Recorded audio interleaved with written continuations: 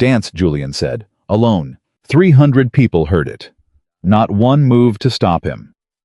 Evelyn Hartwell, Duchess of Westhall, daughter of a proud American family wife of 18 months, stood in the center of the most celebrated ballroom in London and raised her arms to a partner who did not exist. The music played. The guests watched. Some looked away. Some did not. And her husband stood at the edge of the room with a glass of brandy and the expression of a man who had just proven a point he'd been planning to prove for a very long time. If this story moved something in you, please subscribe, follow until the very end, and drop your city in the comments. I want to see how far this story travels. Tonight, Julian Ashford said loud enough for the nearest 40 guests to hear, "My wife will dance alone." He did not raise his voice. He never raised his voice. That was the thing about Julian, the thing Evelyn had understood too late, the way you understand the nature of a current only after it has already carried you past the point where the bank is reachable. He didn't need volume. He had something more efficient than volume. He had 300 people in a room. He had the Ashford name. He had the architecture of an evening. He had constructed brick by brick over the preceding 3 weeks, and he had a wife who had made the catastrophic error from his perspective of saying no to him. 3 weeks ago, his solicitor's office. The transfer documents for Hartwell Landing spread across a mahogany desk. She had read every clause, set the pen down, said quietly, "I won't be signing today." The solicitor had stared at her. Julian had smiled. That smile. She had replayed it 100 times since. Not angry, not surprised, patient. The smile of a man who has already decided that the refusal is not an ending, but a beginning, the first move in a game he fully intends to win. This was the game. The ballroom at Ashford Hall held 300 guests on its best night. Tonight was its best night. Julian had revived the winter season after 4 years of dormancy, had sent invitations with the particular care of a man who wanted exactly the right witnesses, and the cream of London society had arrived in their finest, because an invitation to Ashford Hall was not a thing you declined. The orchestra was positioned at the far end. The chandeliers had been lit at full. The floor had been cleared for dancing. And now Julian Ashford, Duke of Westhall, stood at the near column and made his announcement, and the room went quiet in the way that rooms go quiet when they sense that something is happening that they will be describing for years. Evelyn stood at the center of that floor. "Julian." She kept her voice level. "There's been some misunderstanding." "No misunderstanding, my darling." He lifted 2 fingers toward the bandstand. "The orchestra will play. You will dance." A pause perfectly calibrated. "You've been conducting yourself alone in every matter of significance this past year. I thought we might make it official." A woman near the entrance gasped soft and quickly suppressed. Evelyn did not look at her. She did not look at Julian. She fixed her eyes on the far doorway and she raised her arms. Her left hand curved around a shoulder that wasn't there. Her right extended to meet a palm that didn't exist. Her sea glass gown, the blue-green her mother had always called the color of something the ocean had made, gentle caught the chandelier light as she stepped into the opening measure of the Strauss waltz. 1, 2, 3. The music was correct. The tempo was correct. Her footwork was correct. She had danced this waltz in 3 countries, and she could dance it in her sleep. And so she danced it now in front of 300 witnesses, in the arms of no one, with the precision of a woman who has decided that if she is going to be humiliated, she will be humiliated without giving anyone the satisfaction of watching her stumble. 1, 2, 3. "My God," someone murmured off to the left. Male voice. Followed immediately by his companion, female sharper. "Do not say a word, Charles. Not one word." 1, 2, 3. From somewhere deeper in the crowd, a sound. Small. High. The laugh of a person who found the scene delightful and felt almost immediately the shame of finding it so, but not quite enough shame to stay fully silent. Evelyn heard it. She kept dancing. 1, 2, 3. Lady Carrington, she noted from her peripheral vision, had raised her fan. Not to laugh behind it, to cover the expression on her face, which was the expression of a woman who is witnessing something she will not know how to categorize, something that lives in the uncomfortable territory between entertainment and atrocity. 1, 2, 3. Julian watched from his column. He had not moved. He held his brandy with the ease of a man at leisure, and he watched his wife dance with empty air, and he looked satisfied in the particular way of someone who has delivered a message and is watching it be received. The message was this: "You refused me. Look what refusing me costs you. Look at these 300 people watching you pay for it. Sign the papers, Evelyn. Sign them, and this stops." She knew the message. She had been reading his messages for 18 months. She kept dancing. 1, 2, 3. 1, 2, 3. 1. The footsteps stopped her. Not her feet. Her feet kept moving, kept the waltz going, kept the 3-count alive. But something in her chest stopped when she heard them. Because they were wrong for the room. Wrong for the moment. These were not the light steps of a servant crossing to refill a glass, not the quick soft steps of a guest slipping toward the exit. These were slow, heavy, deliberate. The footsteps of a man who had made a decision and was in no hurry about the execution of it because he was entirely certain of what he intended to do. She looked toward the staircase. The upper gallery staircase. The one Julian had closed for the evening. The upper floors are private tonight. Guests are to remain on the ground level. She remembered him saying it. She had not thought to wonder why. She wondered now. The man descending the stairs was tall. Taller than she'd remembered, but then she had only met him twice, once at her wedding, when he had stood at the back of the church and vanished before the reception. Once in the corridor of this house, 8 months ago. A brief crossing of paths, a mutual nod. Two people with nothing. Yet between them, continuing in their separate directions. Nathaniel Ashford had not been seen in London society in more than 10 years. He was taller than his brother, leaner. His dark coat was well made and out of fashion, and worn by a man who had not given the question of fashion a single thought, which in its own way was more distinguished than fashion. His hair was not arranged with Julian's precision. His face, as he descended step by step, held an expression she would later spend considerable time trying to name and would eventually settle on arrived. He looked like a man who had been watching something from a great height for a very long time and had finally decided that the height was no longer serving any useful purpose. He reached the bottom of the staircase. He paused. Julian had gone absolutely still. The orchestra played on. God bless them, she thought. Though the first violinist's eyes were tracking Nathaniel with an expression of profound professional uncertainty. Nathaniel looked at his brother. It was not a long look. It was the look of a man confirming what he already knew and finding nothing surprising in the confirmation. Then he turned deliberately, completely, as though Julian were a fixed point he had already oriented himself against and no longer required, and he looked at her. She was still dancing. He crossed the ballroom floor, not along the edges, not along the wall in the polite path of a man trying to minimize disruption. He walked through the center, through the open space, through the middle of 300 people who parted for him with the instinctive yielding of a crowd that senses without being told that this is not a man to stand in front of. He stopped 4 feet from her.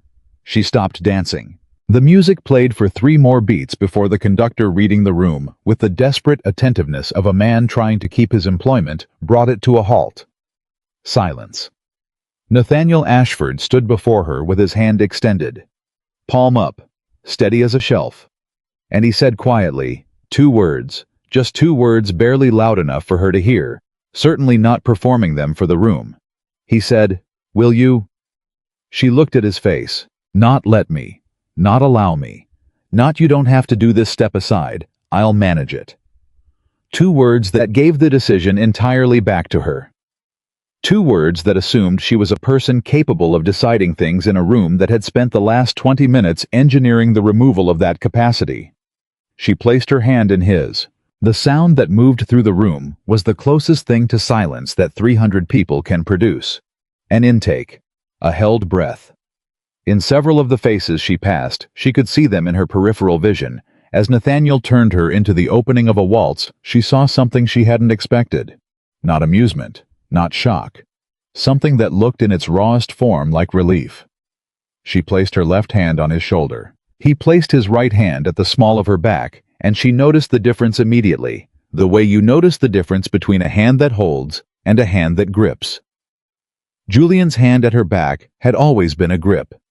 Nathaniel's hand was a contact, a steadiness. "I have you. You won't fall. Move when you're ready." She moved. They danced the final third of the waltz in silence, in time, without a single missed step, and Evelyn Hartwell kept her eyes at the level of his collar, and breathed, and let the simple mechanical grace of a dance she had always loved carry her through the remaining measures. The music ended. Nathaniel released her, stepped back, inclined his head, not the performance of a bow, but the genuine motion of someone who has been given something and wants to acknowledge it without theater. Lady Carrington's fan came down. The woman who had gasped near the entrance was gripping her companion's arm, and Julian's voice from the left side of the room controlled as a blade. "Nathaniel, a word." Nathaniel turned. He looked at his brother across 12 feet of ballroom floor with the complete attention of someone who knows exactly what the other person is capable of and has already decided it doesn't change anything. "I don't believe," Nathaniel said, "that this is the moment for a private word." Julian's jaw tightened. "You've been away a long time." "I have." "You've forgotten how things work." "No." Nathaniel's voice was even. Quiet. The voice of a man who has saved his words up carefully for a long time and is spending them with precision. "I remember exactly how things work. That's why I came down." A beat. Julian looked at his wife. She met his gaze directly, calmly, with the particular quality of stillness she had spent 18 months developing, the stillness of a woman who has learned to show nothing on her face, because everything on her face has been used against her. Julian looked away first. He turned and walked toward the far corridor, and the guests nearest him stepped aside, and the sound of his footsteps receded, and the room slowly, audibly exhaled. Nathaniel turned to her. "Are you all right, ma'am?" The plainness of it, the directness of it. In the middle of all of this, the question that no one else had thought to ask. "I'm quite all right," she said. "Thank you." He nodded, found a chair at the edge of the room, sat down, not leaving, not performing. Simply present the way people who have spent a long time being invisible learn to be present without demanding the room's attention, but without surrendering it either. She accepted Lord Pemberton's arm for the next dance. She made conversation for 20 minutes about nothing. She drank a glass of champagne she did not taste. She was aware of Nathaniel at the edge of the room, the way she was aware of a window in a sealed house, not because it demanded anything, but because it was the only place where outside air was getting in. At 11:30, she climbed to her room and sat on the edge of her bed and placed her hands flat on her knees and breathed. She had known when she refused to sign those transfer documents that Julian would make her pay. She had not known the shape of the payment, but she had known it was coming. The way you know a storm is coming when the light changes in the late afternoon, not yet arrived, but already altering everything it touches. She had thought she was prepared. She had been wrong about the scale of it. She sat in the dark and breathed and let herself feel finally, privately, with no one watching, the cost of the last 2 hours. Her hands were trembling. She pressed them harder against her knees until the trembling stopped. She would not let this break her. She had come too far and held on too long and learned too much to let one evening, however precisely constructed, be the thing that finally broke her. But it had been close. She would not pretend otherwise, at least not to herself, at least not in this room, at least not tonight. She got up, went to her writing desk, unlocked the bottom drawer with the small key she kept pinned inside the hem of her second-best corset, where Julian's hands had never once reached. Removed the leather portfolio, statements, ledgers, correspondence between Julian and his solicitor that she had been permitted to see, because Julian had never once considered that she might be reading them with any real comprehension, might be committing figures to memory, might be understanding what the figures described. He had made a fundamental error about her. Most people did. Her father had not. Her father had taught her ledgers before she learned to embroider, had told her that a woman who understands money is a woman who cannot be entirely trapped, and she had been his best student, and she had carried that education across the Atlantic into a marriage that she was only now understanding had been designed from its earliest architecture to use her against herself. She laid the documents out, studied them for an hour, locked them away.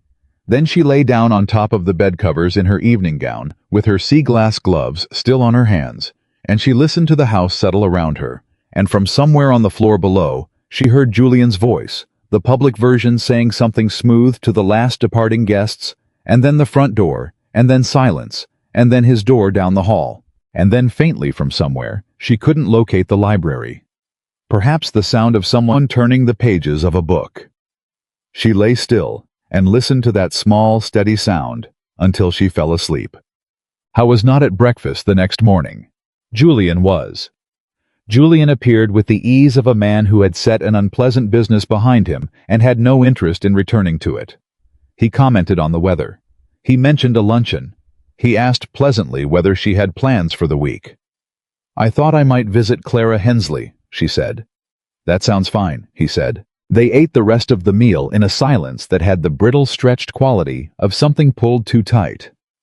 He reached at one point across the table for the salt, and his hand passed within 6 inches of hers, and she felt her whole body go carefully, deliberately still, the way prey goes, still, and hated herself for it, and hated him more. "You'll want to reconsider, of course," Julian said as she rose to leave. Conversational, almost gentle. "About the documents." She paused. "I'll let you know," she said, "when I've reached a decision." She walked out before he could respond. She heard his cup set down, controlled, precise, not slammed, never slammed, and she kept walking. On the third morning she found a book on the small table outside her bedroom door. No note. Just the volume placed with deliberate care. A text on property law. English statutes governing inheritance rights of married women under current parliamentary provision. Not a common volume. Not the kind of thing sitting on most shelves. Inside the front cover in handwriting that was quiet and small and exact. Chapter 11. Page 143. She took it to her room and read Chapter 11, beginning at page 143. It was a section on the legal mechanisms available to a married woman who held documented evidence that her husband had diverted assets in her name without written consent. She read it 3 times. Then she dressed, went downstairs, walked through the formal parlor, through the morning room, through the corridor of Ashford portraits, and found Nathaniel in the library, in the window seat, a book across his knee, a cup of tea on the ledge, reading in the gray morning light, as though he had nowhere else to be, and no particular opinion about that. He looked up. She held up the volume. "This was outside my door," she said. "Yes." "You placed it there." "I did." She crossed the room and sat in the chair across from him. Set the book on her knee. "Why?" she said. He considered this with the unhurried quality she was beginning to recognize as his natural mode. Not slowness, but the practice of a man who had learned not to speak before he knew exactly what he meant to say, and who saw no reason to alter that practice for the sake of filling silence. "Because," he said, "you're trying to solve a problem that has a legal solution. I had the relevant material." "How do you know what I'm trying to solve?" He looked at her steadily. "Because I've watched my brother operate for 34 years. I know what his problems look like when they're fully developed." "The financial documents," she said. "You know what he's done. I know his methods. Not your specific documents, I don't have access to those. But what you're looking at follows a pattern he's used before." He set his book aside. "The question is what you intend to do about it." "Pursue legal remedy," she said. "Through the courts, through a solicitor not employed by this family, through proper process documented sequential built so carefully that by the time it reaches a formal setting, there is no question of the outcome." She held his gaze.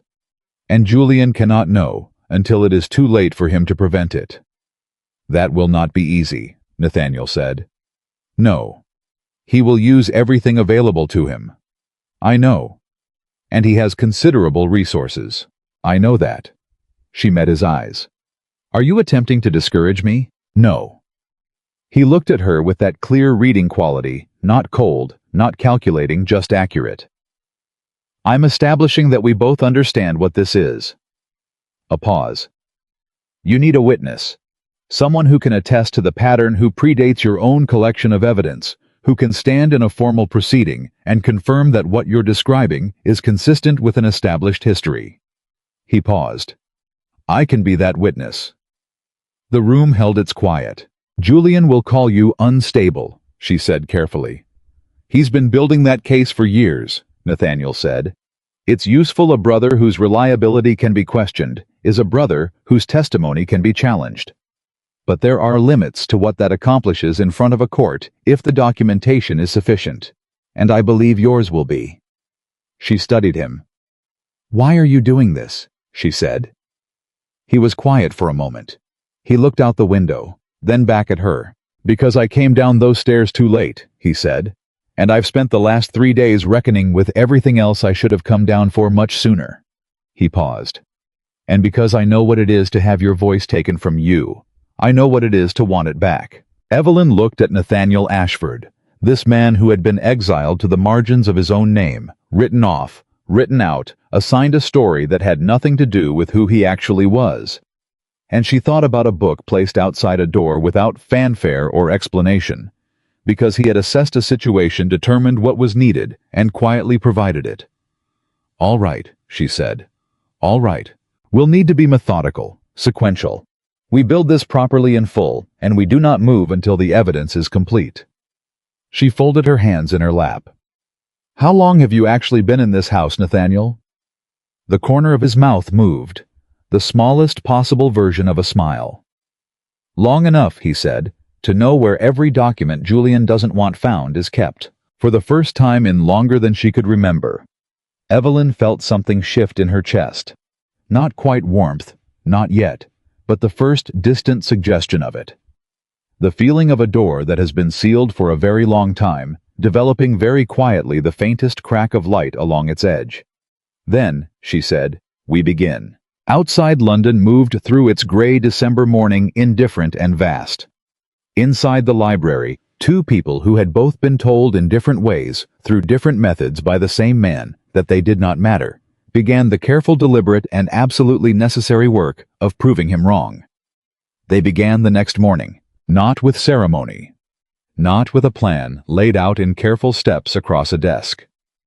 They began the way all necessary things begin, with one person saying, "This is what I have," and another person saying, "Show me," and both of them understanding, without needing to say it aloud, that the time for hesitation had already passed. Evelyn brought the portfolio to the library at 7 in the morning, before the household staff had finished their rounds, before Julian had stirred from his rooms. She set it on the reading table and stepped back and watched Nathaniel open it. He didn't speak for a long time. She had expected questions. She had prepared for questions, had organized the documents in the order that made the pattern most legible, had mentally rehearsed the explanations she would need to provide for the more technical transactions. She had not prepared for silence. She had not prepared for the quality of his silence, which was not the silence of confusion or of skepticism, but the silence of a man reading something he already knew was true, and finding the documentation of it heavier than he had anticipated. He turned a page, turned another, his jaw set. "This transfer," he said, pointing to a figure on the third ledger page. "July of last year. Routed through the Westhall estate account," she said. "Julian's solicitor described it to me as a routine consolidation of household funds." "It is not a consolidation," Nathaniel said. "It is a diversion. The originating account is yours. The receiving account is held in a name. I recognize it's a property holding company Julian established 4 years ago, before your marriage." She had known this. She had suspected it had followed the thread as far as she could follow it, but hearing it confirmed by someone who knew the architecture of Julian's financial arrangements. From the inside, hearing it stated plainly without qualification made something in her chest go cold and sharp. "How many of these are mine?" she said. He checked 3 more pages. "At minimum 6 transactions, possibly 9, depending on how 2 of the intermediate accounts are structured." He looked up. "He has been moving your inheritance in increments small enough to avoid the notice of anyone who wasn't looking carefully." He assumed I wasn't looking carefully. "Yes." He was wrong. Demonstrably, Nathaniel said. And something in the way he said it without elaboration, without the softening addendum that most people would have reached for, just the single word clean and certain made her feel for one startling moment entirely seen. She pulled her chair closer. Then we start with these 6. We build the documentation chain from the originating accounts forward. Every transfer, every intermediate step, every receiving entity. She reached across and turned to the page she had marked 3 nights ago. I need the name of the holding company's registered agent. Julian's solicitor won't give it to me. Can you get it? Nathaniel was already reaching for a piece of paper. Give me 2 days, he said. Hy gave her one. She found the information slipped under the library door the following evening, not a note, just a single page in his precise handwriting with the agent's name, the registration date, and beside it, 3 words that made her read the page twice, registered before courtship. She sat with that for a long time. Before courtship. Which meant the holding company had existed before Julian had ever written her father the first letter expressing interest in his daughter's hand. Which meant the entire approach, the letters, the visits, the careful charm, the proposal had been conducted with the financial infrastructure already in place. He had not met her and decided to use her. He had built the mechanism first and then gone looking for someone to run it on. She had not been a wife. She had been a transaction. She dressed the next morning with the particular care of a woman who has decided something irrevocable and wants her hands to be steady when she acts on it. She went downstairs. She found Julian in the breakfast room, reading the morning paper with the ease of a man who had not a concern in the world. Julian, she said, I'd like to discuss Hartwell Landing. He looked up with a pleasant expression that did not reach his eyes. Of course, sit down, she said. She folded her hands on the table. She looked at him directly, not with the careful, managed neutrality she had been cultivating for 18 months, but with something cleaner and colder, that she felt move through her like the first real breath after a long time underwater. I've been reviewing our financial arrangements, she said. I have some questions about the Westhall consolidated account, specifically the transfers originating from the Hartwell Trust between February and October of last year. Not a flicker. Not a single muscle in his face moved. That was the thing about Julian. The thing she had always found both impressive and terrifying. He had the control of a man who had spent his entire life ensuring that his face never told anyone anything he had not chosen to tell them. Those transfers, he said, setting the paper down, were part of the consolidation I explained to you at the time. You explained them to your solicitor, she said, who summarized them to me in general terms. I'd like the specifics. Evelyn. Patient. Faintly amused. The tone he used when he wanted her to feel that she was being gently managed back to sense. These are complex financial arrangements. I'm not sure the detail would be useful to me, she said. A beat. I was going to say relevant, he said. I think, she said, that I'll decide what's relevant to me. The pleasant expression on his face didn't change. That was how she knew she had landed something, not because he reacted, but because the pleasantness went from natural to performed in a way that was almost imperceptible and entirely unmistakable to a woman who had spent 18 months learning to read the difference.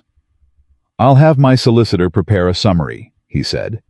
I'd prefer the original documents. That can be arranged. By the end of the week. Evelyn. By the end of the week, Julian. She stood. Thank you for breakfast. She walked out. Her hands were perfectly steady.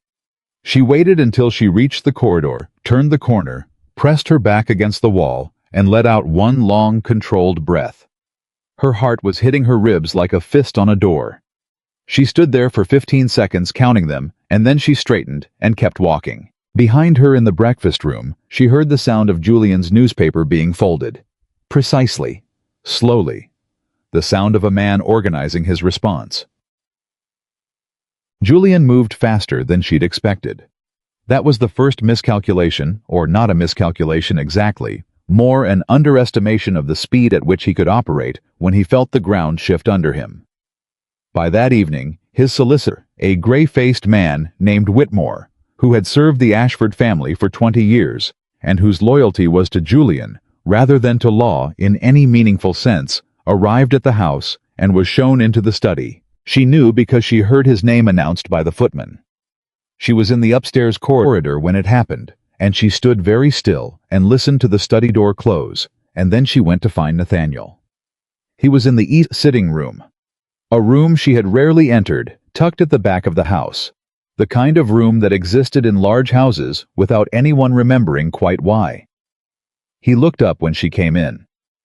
"Whitmore is here," she said. Nathaniel set down the paper he was reading. "How long ago?" "5 minutes." He stood. "Then Julian is moving to restructure the accounts. If Whitmore is here this quickly, it means he's already identified what you were asking about, and he wants to reposition the documentation before you can have it examined independently." He looked at her. "How much time do you need?" "I have everything I need already," she said. "I've had copies made. A set is currently with Clara Hensley, who is holding them for me at her home in Kensington."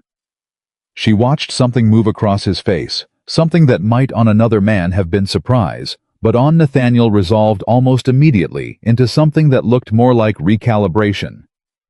"I made the copies 3 weeks ago, the day before I refused to sign." "You anticipated this," he said. "I anticipated something like this." She folded her arms. "I didn't know the shape of it. I knew it was coming."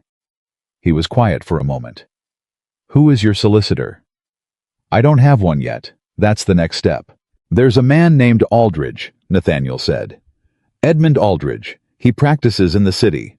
He has no connection to the Ashford family, and no connection to anyone Julian would think to approach. He handled a matter for a friend of mine 7 years ago competently and with complete discretion." He paused. "I can arrange an introduction." "Can you do it without Julian knowing?" "I've been moving around this house without Julian knowing for 3 months, Nathaniel said. "Yes." She looked at him for a moment. There were things she wanted to ask about those 3 months, about what had brought him back to Ashford Hall, after years of absence, about the shape of whatever had happened between these two brothers in the years before she arrived. But there was no time for those questions now, and she had learned in the 18 months of her marriage to be disciplined about the questions she permitted herself. "All right," she said. "Aldridge, as soon as possible. I'll send a message tonight." She started for the door, stopped, turned back. "Nathaniel." She hesitated not from uncertainty, but from the unfamiliar exercise of saying plainly what she meant to someone who she believed would receive it plainly. "Whatever Julian told you about why I am the way I am, about the marriage, about why things are as they are." She paused. "I'd like you to know that whatever version of me he gave you, it isn't the original." Nathaniel looked at her steadily. "I know," he said. "I haven't been using his version." She went back to her room and sat at her desk and began writing a letter to Clara Hensley, careful and ordinary on its surface, and precise in the information it conveyed beneath, and she did not let herself think about how it had felt to hear those words until much later, when the house was dark and quiet, and she had no further use for her composure that evening. The meeting with Aldridge happened 4 days later in a solicitor's office on Cheapside that smelled of coal smoke and old paper, and the particular mustiness of rooms where serious things are decided quietly. Nathaniel accompanied her. He said almost nothing during the journey there, which she had come to understand was not distance, but concentration. He was thinking, and he thought better in silence, and she had stopped finding the silence uncomfortable approximately 2 days into knowing him. Aldridge was a compact, precise man in his late 50s, with the eyes of someone who had been reading documents for so long that he read faces the same way, looking for inconsistencies, looking for the thing that didn't fit the stated narrative. He read her documents for 40 minutes while she and Nathaniel waited. Then he set them down and looked at her over his spectacles and said, "Mrs. Ashford, in my professional opinion, what you have here constitutes sufficient basis for a legal claim under the current parliamentary statutes governing a married woman's property rights. The 1882 Act is clear. What your husband has done is not technically without legal remedy." "Technically," she said. "The complication," Aldridge said, "is his position. A duke with Julian Ashford's connections and resources will contest this at every stage. He will challenge the admissibility of the documentation. He will challenge your capacity to bring the claim. He will—" He glanced at Nathaniel. He will almost certainly challenge the reliability of any witness who has a personal connection to the family. He'll call me a lunatic, Nathaniel said without particular inflection. He's been laying the groundwork for it for years, I'm aware. Aldridge studied him for a moment. Are there other witnesses? People outside the family who can speak to the pattern of financial conduct? There's a former estate manager, Nathaniel said. A man named Briggs who left Julian's employ 3 years ago under circumstances Julian described as a mutual parting. The circumstances were not mutual. Briggs was removed because he questioned a set of transactions that he felt were irregular. I know where he is. Aldridge wrote something down. Anyone else? Possibly 2 others, Nathaniel said. I need to confirm their willingness. The more witnesses, the better. Aldridge folded his hands. Mrs. Ashford, I want to be direct with you. This case is winnable. The documentation you have is better than what I see in most cases of this type. But the road to winning it will be long, and it will be unpleasant, and your husband will make it as unpleasant as he is capable of making it. He paused. And from what I understand of the Duke of Westhall, that is very unpleasant indeed. Evelyn looked at the documents spread across his desk, at the figures she had memorized, at the evidence of what had been done to her carefully, systematically over years by a man she had married in good faith. I understand, she said. I want to proceed. Aldridge nodded once. Then let's begin. They were 3 weeks into the preparation when Julian found out. She didn't know how.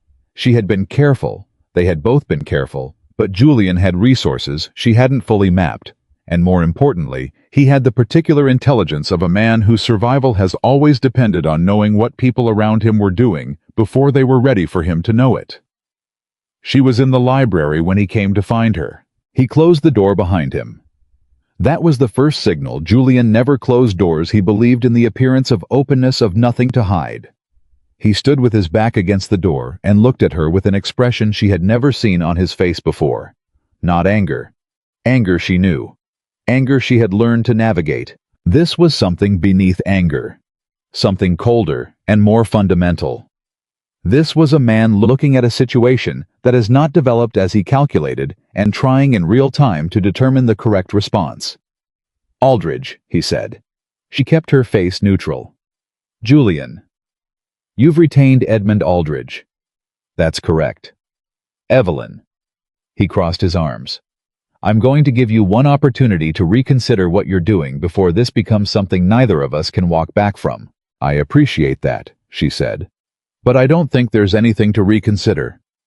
You are my wife, he said, and the way he said it, the weight he placed on the word my, the particular ownership of it, told her everything about what the word meant to him, and everything about why what she was doing was necessary. I am, she said, which is precisely why I have the standing to bring this claim. You have no idea what I can do to that claim, Julian said. I have sat across from men in legal proceedings who had cases stronger than yours, and I have watched them lose because I have resources they didn't anticipate and patience they couldn't outlast. He uncrossed his arms, took one step forward. I will bury this. I will bury Aldridge's involvement. I will bury every document you think you have. And when I am finished, there will be a record attached to your name that will follow you into every room you walk into for the rest of your life. She looked at him. Julian, she said, you made one mistake. Did I? You spent 18 months teaching me exactly how you operate. She held his gaze without flinching. I've been a very attentive student. Something moved across his face. It was brief, half a second less, but she saw it. A crack in the performance. A moment where the man behind the control showed himself not with anger, but with something closer to recognition. As though he was seeing her for the first time as something other than a problem with a simple solution. Then the control came back down like a shutter. Where is my brother? He said. I don't know, she said. We don't keep each other's schedules. Julian looked at her for a long moment. Then he turned and opened the door and walked out, and his footsteps down the corridor were measured and even, and told her absolutely nothing about what he intended to do next, which was the most frightening thing about him.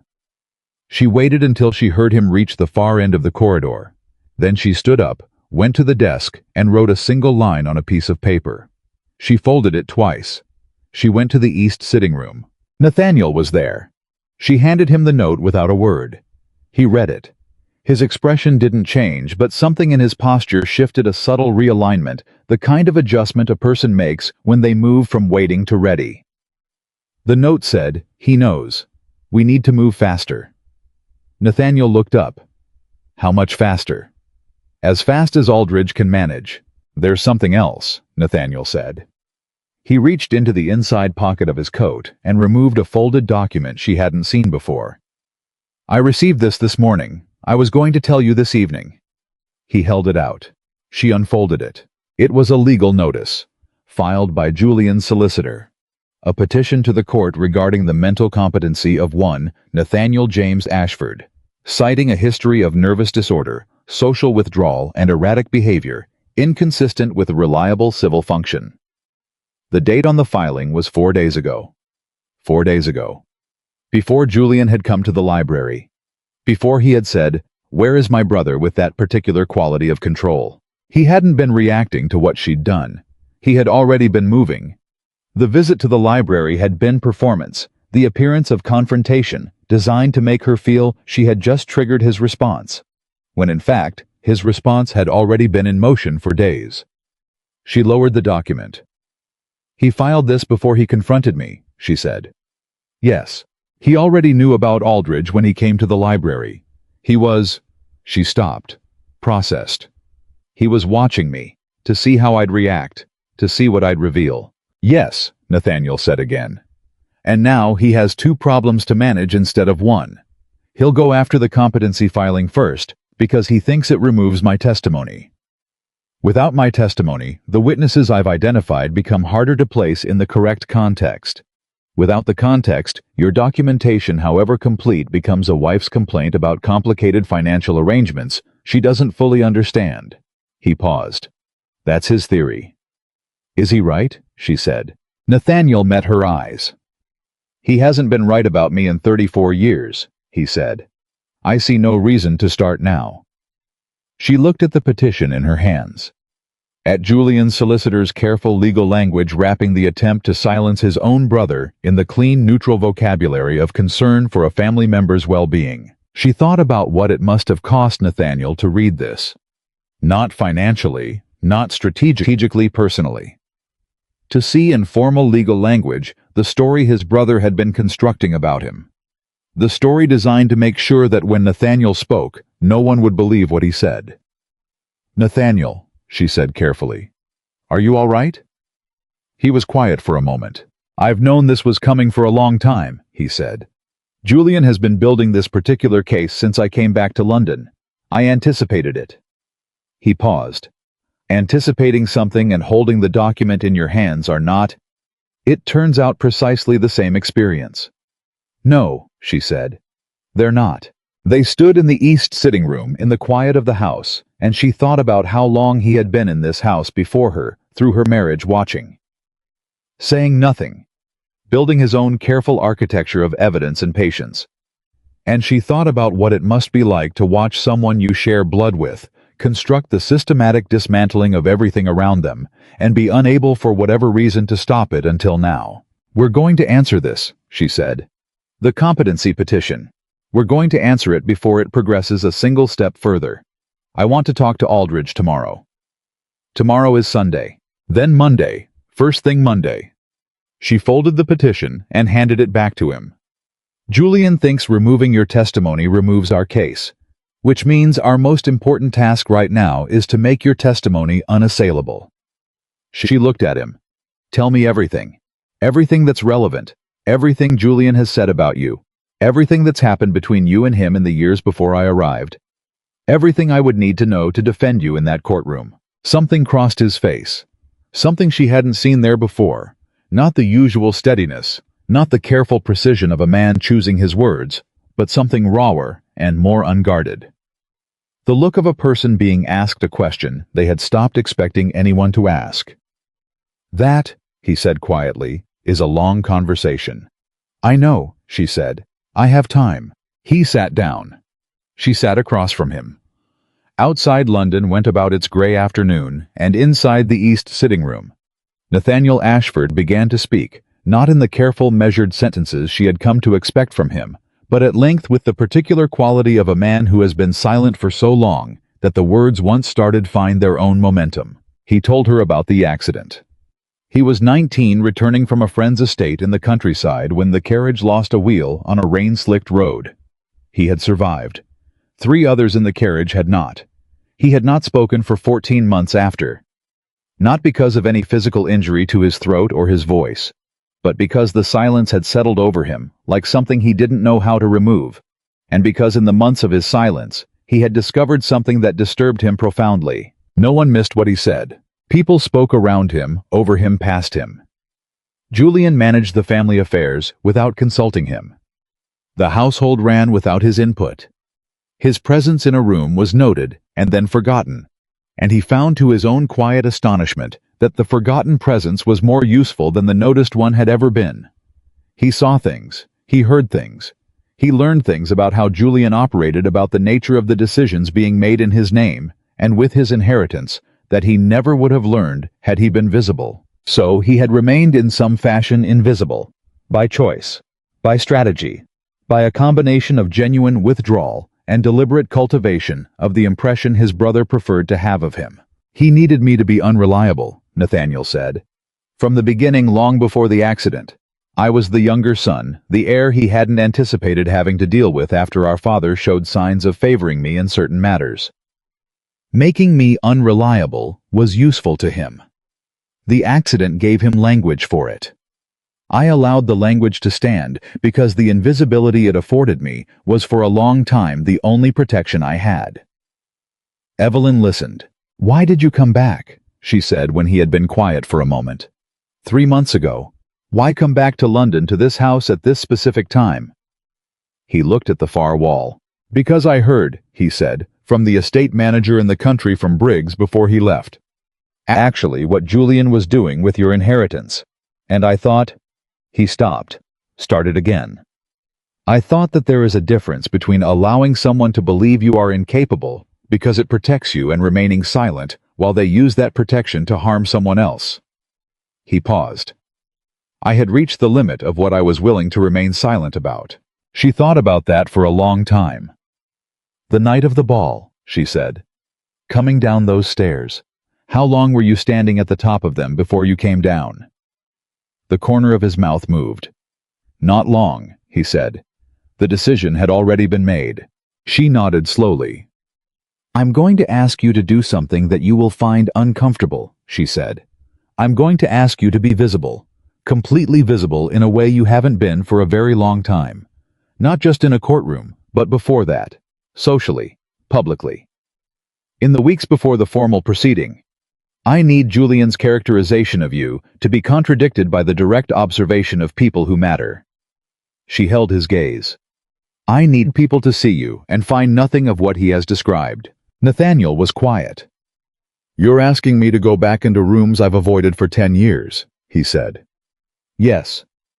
With people who have spent 10 years constructing opinions of me based on what Julian has told them. Yes. And you believe this is possible?" She looked at him steadily. "I believe," she said, "that you came down a staircase in front of 300 people and did the thing none of them expected and changed every story in that room in the space of 4 minutes." She paused. "I think you're capable of walking into a drawing room." He looked at her, and then Nathaniel Ashford, the silent brother, the invisible man, the one who had been told for decades that his version of events was not to be trusted, laughed. It was brief and quiet, but it was entirely real, and it changed the quality of the room in the way that genuine laughter always does. "All right," he said. "A drawing room." "Several," she said, "starting with Lady Carrington's Thursday salon." The laugh faded. He looked at her with what she was beginning to recognize as his version of consternation. "You are asking me," he said, "to begin with Lady Carrington." "She's the one who matters most," Evelyn said. "She's the one talking. If we change her story, the others follow." She allowed herself a small, precise smile. "Also, I believe she owes us both an apology for the fan." Something shifted in his expression. Something warm and unpracticed, like a muscle being used for the first time in a long while. "Thursday," he said. "Thursday," she confirmed. Outside, the gray afternoon had darkened toward evening, and somewhere in the house, Julian was making his own calculations, constructing his own next move, deploying his considerable resources toward the goal of burying two people who had each in their own way decided that enough was enough. He was not finished. He was nowhere near finished, and both of them knew it. But they were not the same people they had been 3 weeks ago, standing on opposite ends of a ballroom while the music played and the room watched, and not one person moved to do the right thing. They were something else now. They were something Julian had not accounted for, two people who understood his methods completely, who had stopped being afraid of them, and who had decided quietly, methodically, without theater or ceremony, to dismantle them from the inside out. Lady Carrington's Thursday salon was exactly what Evelyn had known it would be, a room full of people who had already decided what they thought, and were waiting to have those thoughts confirmed. She arrived with Nathaniel at 3:30. She had chosen the time deliberately. Not first was for the anxious and the social climbers. Not last was for the dramatic entrance, which was Julian's territory, and she had no interest in his methods. 3:30 was the hour when the room was full enough to matter and settled enough to be watching. They were watching. She felt it the moment they stepped through the door, that particular quality of attention that a room produces when something has entered it that doesn't match the story the room has been telling about itself. Conversations didn't stop. They adjusted. Became slightly louder, slightly more deliberate. The performance of not noticing executed with the precision that only people who care enormously about being seen not to care are capable of. Lady Carrington herself came forward. She was a woman of 60-something, who had been formidable for so long that formidability had become simply her natural state. The way a river that has cut the same channel for decades eventually becomes the landscape, rather than something moving through it. She looked at Evelyn. She looked at Nathaniel. Something moved behind her eyes that was not quite surprise, and not quite its absence. "Mrs. Ashford," she said. "How lovely." "Lady Carrington." Evelyn smiled, not the careful social smile she had spent 18 months perfecting, but something with more teeth in it. "You know Nathaniel Ashford, of course." "By reputation," Lady Carrington said, which was honest in a way that she perhaps hadn't intended. Nathaniel inclined his head. "Lady Carrington, you have a remarkable collection of constable landscapes. I noticed them on my previous visit, though. That was some years ago. The one above the fireplace is particularly fine. He painted it in 1824, I believe the year before his wife died. You can see it in the quality of the light. There's a grief in it that the later work doesn't have." Lady Carrington blinked. It was the smallest possible blink. Barely a flutter, but Evelyn caught it and filed it away, because in 25 years of attending these salons, Lady Carrington had not to anyone's knowledge been made to blink. "Yes," Lady Carrington said, after a half-second that contained a great deal of recalibration. "That's yes, precisely right. I wasn't aware you were a student of constable." "I've had considerable time for study," Nathaniel said pleasantly. "Solitude has its advantages." And that was the moment Evelyn felt it move through the room, the way a current moves through water, invisible but there. When Lady Carrington's Thursday salon began to revise its opinion of Nathaniel Ashford. Not completely, not yet. But the first thread had been pulled, and in rooms like this, that was how everything unraveled. They stayed 2 hours.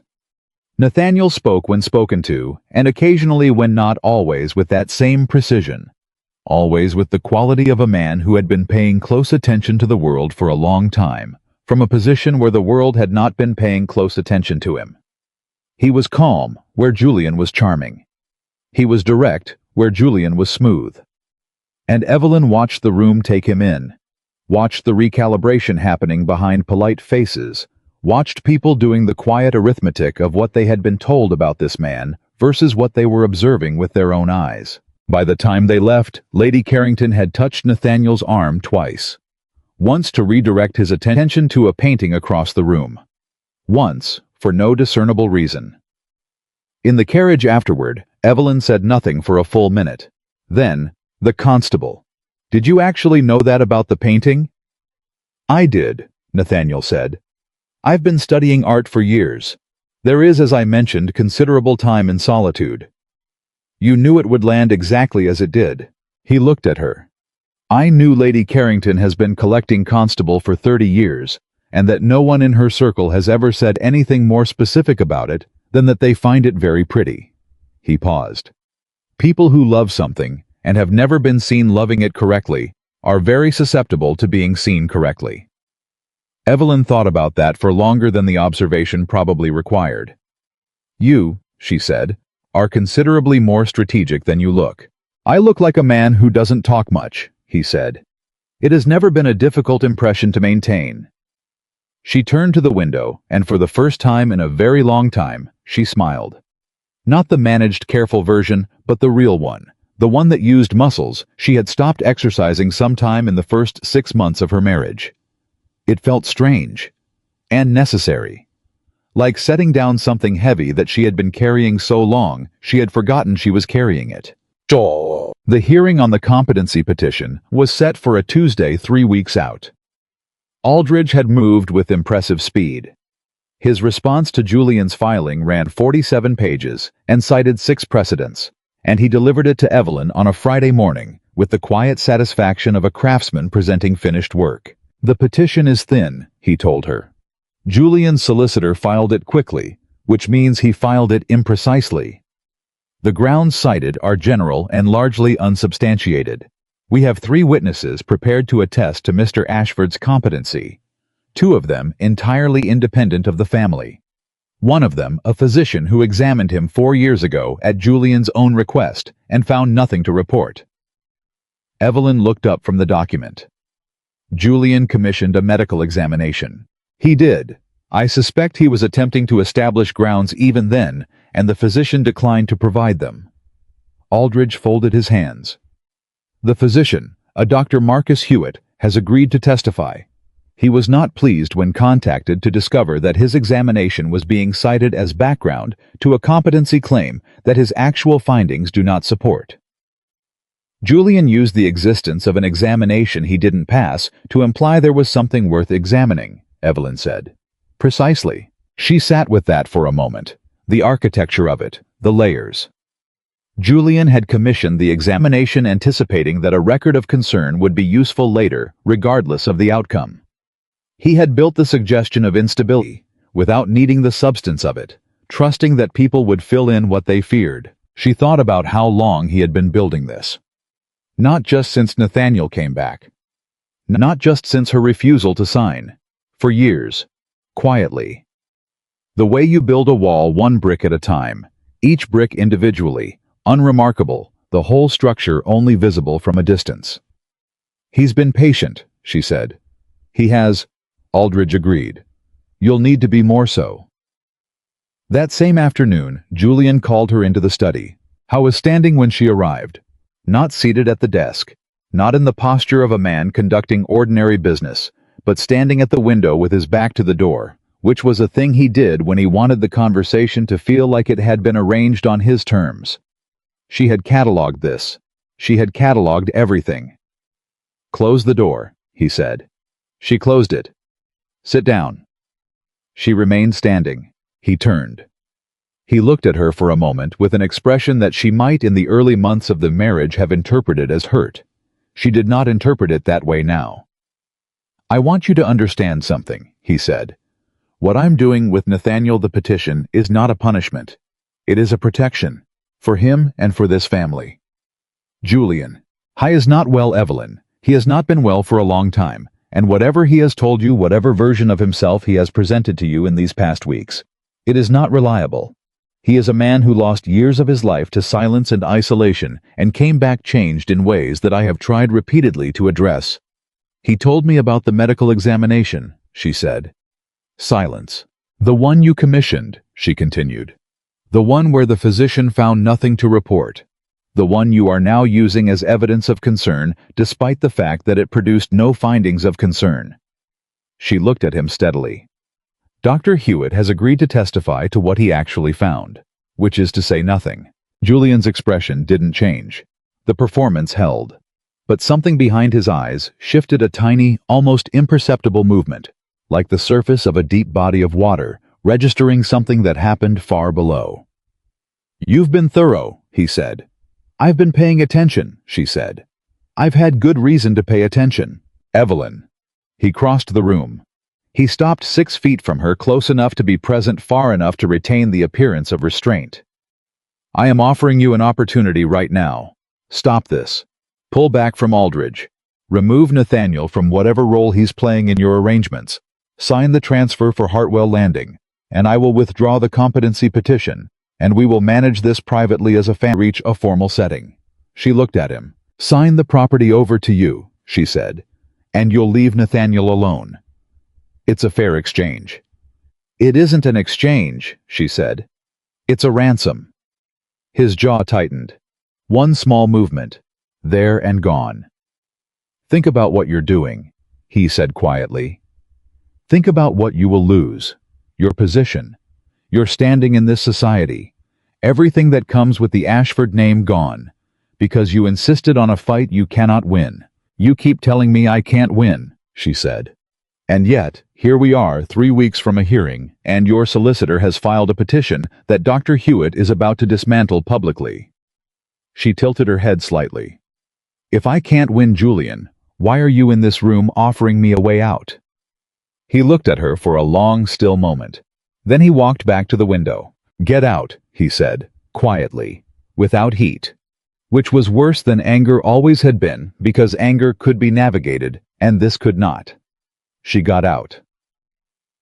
She was halfway up the stairs when she heard Julian's voice through the closed study door, low-controlled, speaking to someone she couldn't see, and she stopped on the 4th step and held very still and listened. "Doesn't matter what Hewitt says. Find me something he missed. Find me anything." A pause. "I don't care what it costs. Find it." She climbed the rest of the stairs. She found Nathaniel in the east sitting room and closed the door and told him what she had heard. He listened without moving. "He'll try to produce evidence that didn't exist when Hewitt examined me," he said. "Fabricated testimony, a paid witness." He paused. "He's done it before." She stared at him. "Who, when?" "Briggs," Nathaniel said. "The estate manager who left 3 years ago." Julian produced a witness who claimed Briggs had been mismanaging accounts. The claim was false. Briggs had been questioning Julian's management of accounts, which is a different thing entirely. The false witness ensured that Briggs left without grounds for legal complaint. He paused. "I was present for parts of it. I understood what was happening. I didn't act." She heard the weight in that last sentence, the thing it was costing him to say it. "You're acting now," she said. "Yes." His voice was flat. "Which is why he needs to neutralize me before I can speak." She thought. She pressed her hands together. She thought harder. "If he produces a fabricated witness," she said, "we need to know about it before the hearing. We need to know who it is, what they're being paid to say, and how to expose it before it reaches the court." She looked at him. "Can Briggs identify the original false witness, the one used against him?" "He can identify the man's name," Nathaniel said. "Whether the man will admit it under oath is another question. People who commit perjury for money," Evelyn said, "often discover when they understand the legal consequences of perjury that their loyalty is more flexible than they initially presented." She stood. "I need to speak to Aldridge tonight. It's 8 o'clock in the evening." "I know." She was already at the door. "He told me I could contact him at any hour if circumstances warranted. I believe circumstances warrant." She stopped, turned back. "Nathaniel, the things Julian has done to people. Briggs, the false testimony, whatever else there is." She paused. "Is there more?" He looked at her for a long moment. "Yes," he said. "How much more?" "Enough," he said, "that when it is fully presented, no court in England is going to look at Julian Ashford the way they look at him now." She nodded slowly. "Then we need all of it. Every piece. Because what we are building is not just a defense, it is a complete account. And a complete account is something that can't be quietly buried no matter how many resources are deployed against it." "I know," he said. "I've been compiling it for 3 months." She stared at him. "The documents I've been collecting," he said. "They're not only about your case. They go back 8 years. Other transactions. Other people who were moved out of Julian's path using methods that were not strictly legal." He reached into the inside pocket of his coat and produced a small key. He set it on the table between them. "There's a locked box in the third drawer of the writing desk in my room. I've been building it since before I came back to London." He paused. "I told you I anticipated this." She picked up the key. It was small and worn, the kind of key that had been used many times. "You came back," she said slowly, "because you had enough to act on." "I came back," he said, "because I finally had enough to finish it." The room was very quiet. She thought about the accident. The 14 months of silence. The years of careful invisibility. The watching and the listening, and the slow, methodical accumulation of everything Julian had tried to hide. She thought about a man who had spent a decade appearing to be exactly what his brother needed him to be: unreliable, marginal, forgettable, while building in the margins of that performance the case that would end it. "Nathaniel," she said, "why did you wait for me?" I was quiet for a moment. "Because I could document the financial crime," he said. "But I needed someone who was harmed by it directly. A witness with standing, legal standing, personal standing, the standing of a wife who can walk into a court and show what was done to her specifically." He looked at her.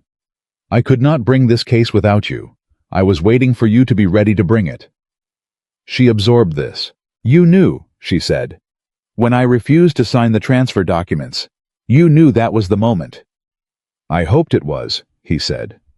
"I wasn't certain until the night of the ball, until you raised your arms and kept dancing." He paused. "That was when I knew." She stood in the east sitting room with a small worn key in her hand and looked at Nathaniel Ashford, and she thought about the book placed outside her door. About Chapter 11, page 143. About 2 words in a ballroom.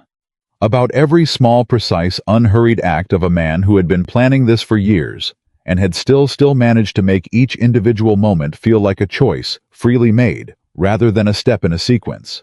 "You're going to have to testify to all of it," she said. "Everything in that box. Everything you've seen and documented and held on to for 8 years. In a courtroom. Under oath. With Julian sitting across from you and his solicitor doing everything in their considerable power to break your credibility." "I know," he said. "And you're prepared for that." "I have been prepared for that," he said quietly, "for considerably longer than I've known you." She nodded. She put the key in her pocket. She went to find Aldridge. The hearing on the competency petition was 12 days away when Briggs arrived in London. Howe was a large, quiet man from Shropshire, with the sunburned hands of someone who had spent the years since his departure from Ashford service working outdoors, and the eyes of someone who had been waiting for this specific conversation for 3 years. He sat across from Aldridge and Evelyn in the solicitor's Cheapside office, and he said, without being asked to soften it, "I'll tell you everything. I've been wanting to tell it for 3 years. I didn't think anyone would listen." "We're listening," Evelyn said. He talked for 2 hours. The financial irregularities. The questions he had raised. The way Julian had initially responded calmly, pleasantly, with the same reasonable explanations that explained nothing. The gradual reduction of Briggs's access to certain accounts. The morning he had arrived at work to find his employment terminated, and a formal written record claiming he had been mismanaging estate funds, a record that had appeared overnight that cited figures he did not recognize from accounts he had never touched. "The witness who confirmed it," Briggs said. "A man named Fossey, Thomas Fossey. He worked on the estate for 2 seasons, left around the time I did. I always assumed Julian paid him to say what he said." "Do you know where Fossey is now?" Aldridge asked. "I heard he took work in Bristol," Briggs said. "Dockside something. I don't know more than that." Aldridge wrote it down. Evelyn walked home from Cheapside that afternoon with the particular feeling of someone watching a structure they have been building for a long time begin to take its final shape. The feeling of separate pieces, resolving into something coherent, something that holds something that will stand up when the weight is put on it. She was 3 blocks from Ashford Hall when the carriage pulled alongside her. Julian's carriage. The door opened. Julian looked out. "Get in," he said. She stopped walking. She looked at him. She assessed the street around her mid-afternoon moderate traffic. 2 women with a perambulator 20 feet behind her, a fruit seller at the near corner. Not isolated. Not without witnesses. She got in. Julian closed the door. The carriage moved. He sat across from her with his arms folded and his face carrying an expression she had never seen on it before. Not anger, not performance, not the controlled pleasantness that was his default public setting. He looked tired. For the first time since she had known him, Julian Ashford looked like a man who was running out of the energy required to maintain his own carefully constructed version of reality. "Briggs," he said. She said nothing. "You found Briggs." Not a question. "Nathaniel gave you Briggs, and now you've spoken with him, and I know what he told you, because I know what he knows." He looked at her. "Evelyn, I want you to hear me. Not as your husband. Not as the man who I know what the last 18 months have been. I am not without I know what I've done." He stopped. Something moved across his face. Something genuine, she thought, or as close to genuine as Julian was capable of. "I am telling you that this path ends badly for everyone involved, including you, including Nathaniel. If this reaches a full hearing, I will be forced to. There are things I can produce that will make this very difficult for both of you." "Thomas Fossey," she said. Julian went very still. "Bristol," she said. "Dockside according to Briggs. Aldridge has already sent someone." She looked at Julian across the interior of the carriage. "If you produced false testimony to remove Briggs, and if Fossey can be found and offered legal protection in exchange for telling the truth about what he was paid to say, then what you are describing, the things you can produce, become considerably less frightening." She paused. "And considerably more useful to us." Julian stared at her. In the long silence that followed, Evelyn watched her husband look at her. Really look at her. Perhaps for the first time, and see the thing that had been there the whole time. The thing he had been so certain was manageable. So certain was controllable. So certain was the kind of ordinary intelligence that could be married and redirected and gradually diminished. He had built a mechanism to trap a woman he had fundamentally misunderstood. She watched him understand this. "Who are you?" he said. It was barely above a whisper. "I'm the woman you ordered to dance alone," she said. "And I danced. And then I stopped." The carriage had come to a halt outside Ashford Hall. She opened the door herself. She stepped out. She did not look back. Behind her, she heard Julian's voice, quiet, controlled, one last time. "This isn't over." "No," she said to the open air, to the afternoon, to no one in particular. "It isn't. But the part where you decide how it ends, that part is." She walked up the steps and into the house. Nathaniel was in the entrance hall. He had heard the carriage. He looked at her face, and something in his own face shifted, not alarm, but attention, the particular focused quality of someone who is reading a situation and determining what it requires. "Are you all right?" he said. She realized she was trembling. Not from fear. She catalogued the feeling carefully from long practice, and it was not fear. It was the release of something that had been held at tremendous tension for a very long time, the shaking of a structure, when the force that was stressing it is finally removed. "He's running out of moves," she said. "Yes." Nathaniel's voice was even. "That's when he's most dangerous." She steadied herself. "I know." She met his eyes. "The hearing is in 12 days. We stay the course. We don't deviate. We don't respond to anything he does in the next 12 days, except through Aldridge, and we do not under any circumstances give him a reason to think we are afraid." She paused. "Are you afraid?" He thought about it. Not the reflexive no of someone performing courage, but the genuine consideration of the question. "No," he said. "Not of losing. I've been afraid of other things for a long time. This." He looked toward the study, toward the closed door behind which Julian's world was very quietly beginning to come apart. "This I know how to do." She nodded.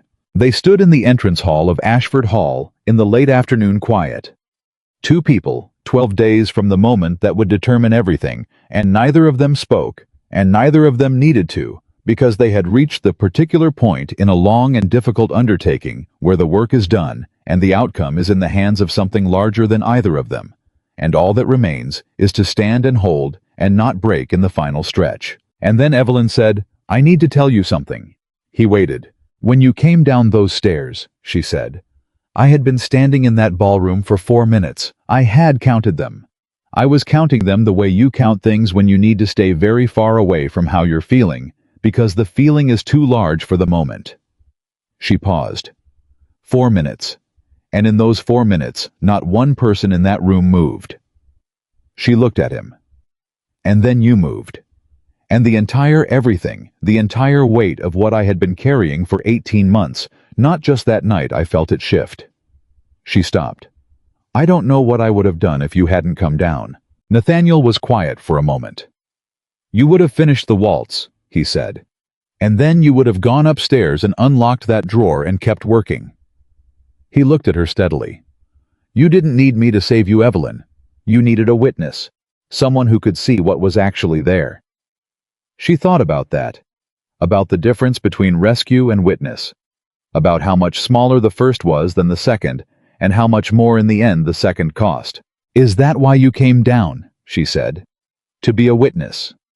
"I came down," he said, "because someone I respected was being made to disappear in a room full of people, and I was the only one who understood precisely what was happening and was still capable of doing something about it." He paused. "And because—" He stopped. Something moved across his face, something that didn't have a name yet, or had one that neither of them was quite ready to use. "Because," she said. "Because," he said quietly, "I didn't want you to have to keep dancing alone." The entrance hall held the silence between them with the particular care of old houses that have witnessed too much and learned not to add commentary. Evelyn looked at Nathaniel Ashford, this patient, precise, devastatingly capable man who had spent 10 years being invisible and had chosen at precisely the right moment to be seen, and she understood with the clarity that only arrives after a long time of not permitting yourself to know something, that the feeling she had been managing since the night of the ball was not gratitude. It was something she had not been prepared to name. Not yet. Not now, with 12 days left and a hearing to survive, and Julian still in the house, and everything still unresolved. But it was there. She knew it was there. She filed it in the part of herself that she had been slowly, carefully reclaiming, the part that Julian had tried to make her believe no longer existed, and she held on to it the way she had held on to the sea glass color of her gown on the night of the ball. A small private insistence that beauty still existed in the world, and that she was still a person capable of recognizing it. 12 days, she said. 12 days, he confirmed. She went upstairs. He went back to whatever he had been doing. And Julian Ashford, behind the closed door of his study, picked up his pen and began to write, because he had not run out of moves, not quite. And he knew something that neither of them knew. He knew something he had been holding in reserve, something he had not yet played, something he believed would change everything. The thing Julian had been holding in reserve arrived on a Monday morning, 9 days before the hearing, in the form of a letter delivered not to Evelyn, but to Aldridge, which was itself a signal, because Julian knew that anything sent to her directly would be filtered through the discipline she had spent 18 months developing, and he needed this particular thing to land without that filter in place. Aldridge brought it to her himself. He arrived at Ashford Hall at 10 in the morning without an appointment, which he had never done before, and when the footman showed him into the morning room, and she saw his face, she understood before he said a word that whatever Julian had played, it was not small. "Sit down, Mrs. Ashford," Aldridge said. "Tell me," she said. She did not sit. He set the letter on the table between them. "Julian's solicitor delivered this to my office this morning. It is a document signed by your father, by Edward Hartwell, dated 14 months before your marriage. It is a letter of instruction, directing that in the event of his daughter's marriage to a man of sufficient standing, the Hartwell landing property and associated assets be transferred in full to the husband's management." He paused. "If this document is genuine, it fundamentally alters the legal basis of your claim." She picked up the letter. Her father's handwriting. His signature. The particular way he formed the capital H in Hartwell. The slight leftward slant he had never corrected, despite 3 different tutors attempting it. Her hands were steady. She made them be steady. She read every word, Then she set it down. "My father," she said carefully, "taught me to read a ledger before I learned to embroider. He taught me that a woman who understands money cannot be entirely trapped. He told me the morning I boarded the ship for England that Hartwell Landing was mine, that it had always been mine, that it was the one thing he had set aside specifically legally, irrevocably, in my name alone, precisely so that no marriage could reach it." She looked at Aldridge. "He would not have written this letter. He did not write this letter." "I believe you," Aldridge said. "But belief is not evidence.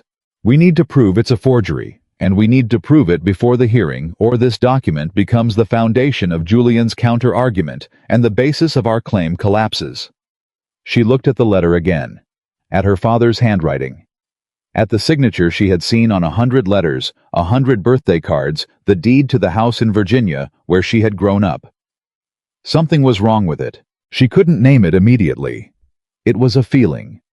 The feeling of a musician who hears a note that is technically correct, but somehow not right, played by someone who learned the piece, but never felt it.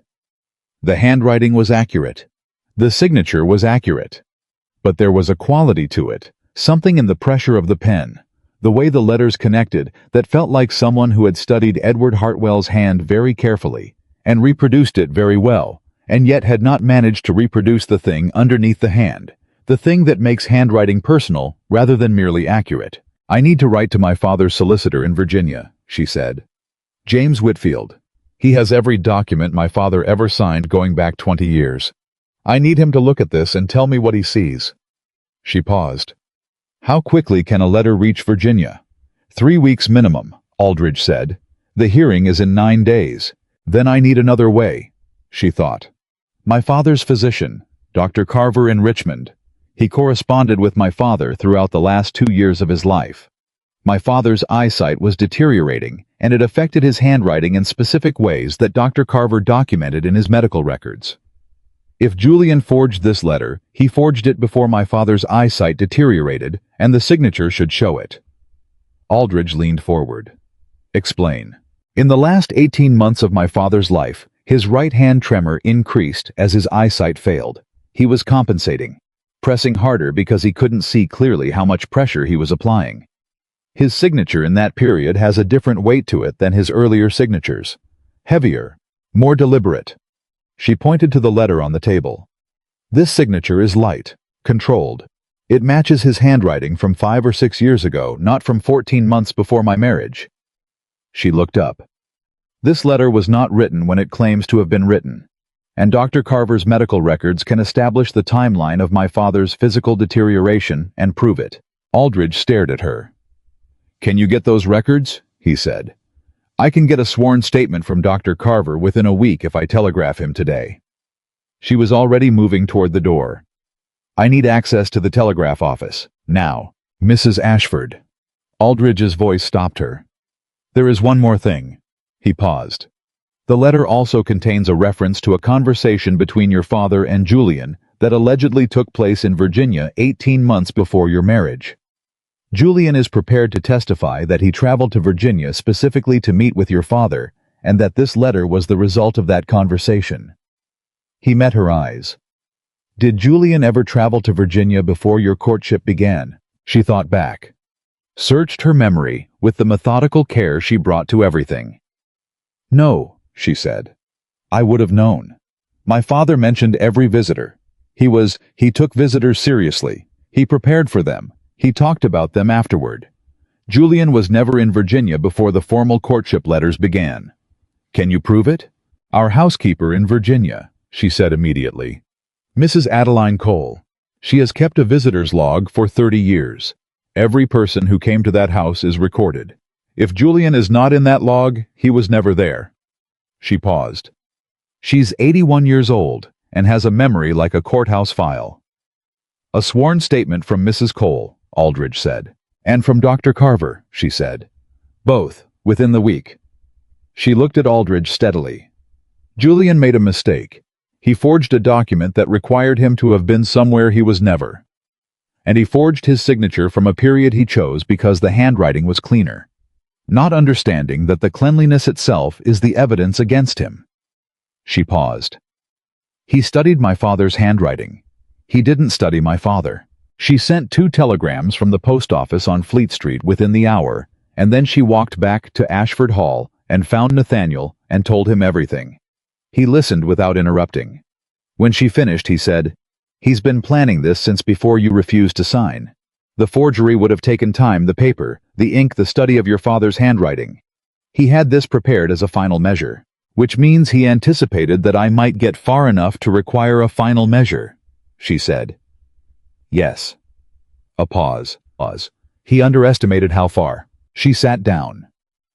For the first time since Aldridge had arrived that morning, she let herself feel the weight of the past 4 hours. The letter, the handwriting, the cold precision of what Julian had done. He had forged her dead father's signature. He had taken the voice of a man who could no longer speak and put words in it that Edward Hartwell would never have said. She felt something move through her that was not quite grief and not quite rage, but lived in the territory between them. The particular feeling of a violation that goes deeper than property or money, that touches the irreplaceable. "He used my father," she said. Nathaniel said nothing. He didn't reach for a reassurance or a reframe. He simply let the statement be what it was. She held it for a moment, then she straightened.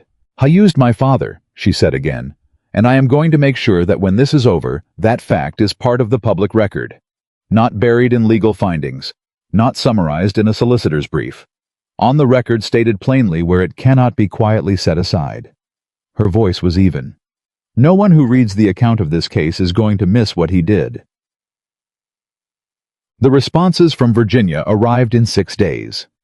Dr. Carver's sworn statement was 4 pages and included a detailed medical account of Edward Hartwell's progressive vision deterioration, the documented changes in his handwriting and signature from the final 2 years of his life, and a categorical professional opinion that the signature on Julian's letter was inconsistent with Edward Hartwell's documented physical state at the date the letter claimed to have been written. Mrs. Adeline Cole's sworn statement was 2 pages written in the firm, meticulous hand of a woman who had been keeping records for 30 years and saw no reason to stop now.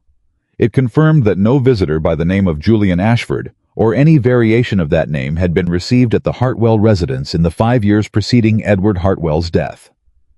It also confirmed in a final paragraph that Evelyn read 3 times that Edward Hartwell had spoken of his daughter's forthcoming marriage with both pride and apprehension, and had told Mrs. Cole specifically, "Evelyn's land is Evelyn's.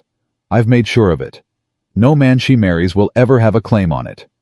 That's the one thing I can give her that stays hers." She read that paragraph 3 times, and then she folded the statement carefully and held it in both hands and breathed. He had known. Her father had known, with whatever prescience a loving father develops, for the dangers that wait for his children in a world he won't always be in, that this specific protection would be necessary. He had not known the name of the man. He had known the type of the threat. She brought both statements to Aldridge that afternoon. He read them in silence. When he finished, he set them down and looked at her with the expression of a man who has been doing a job for 30 years and is experiencing something he does not often experience. "Mrs. Ashford," he said, "these are extraordinarily powerful." "I know," she said. "Combined with Mr. Ashford's testimony and the Briggs material and the financial documentation." "I know," she said again. I was quiet for a moment. "The hearing is in 3 days." "Yes." "Are you ready?" She thought about the question.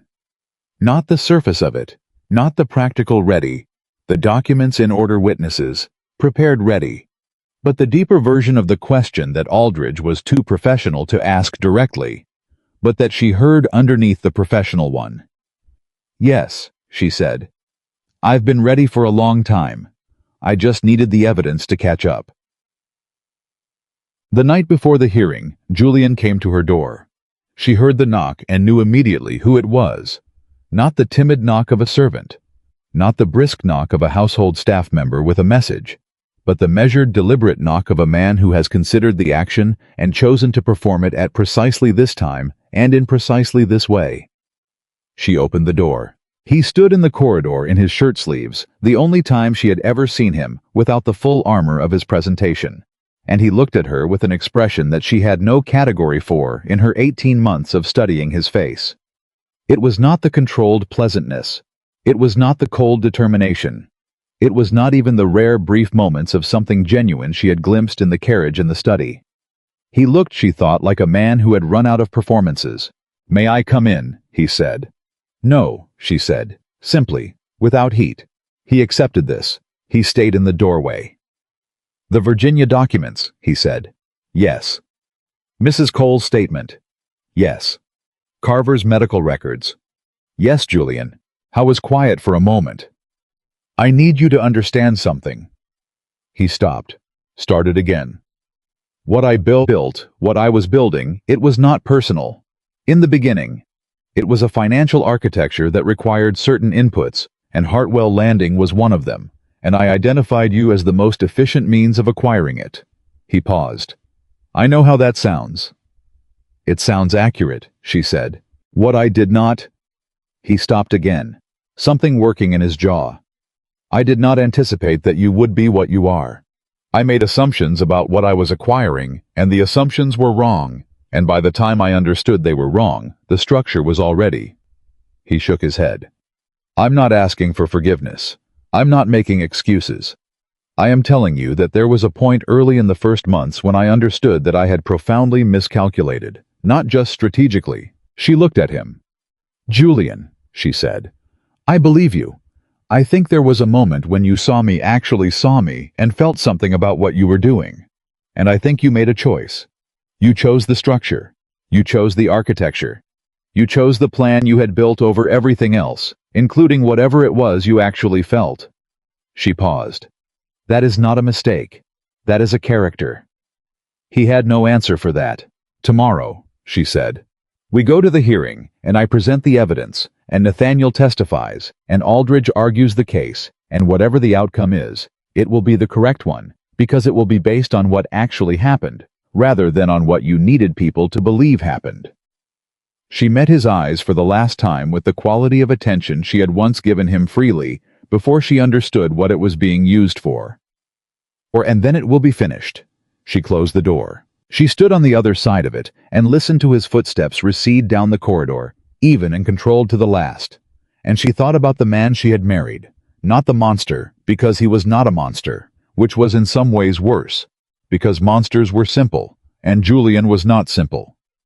Julian was a man of considerable intelligence and capability, who had looked at the world and concluded that other people were instruments, and had lived by that conclusion so thoroughly and for so long that he had lost the ability to imagine any other way of being in the world. She thought about her father's letter, about Mrs. Cole's voice in those 2 pages, about Dr. Carver's careful medical account of a man's body failing while his mind stayed clear.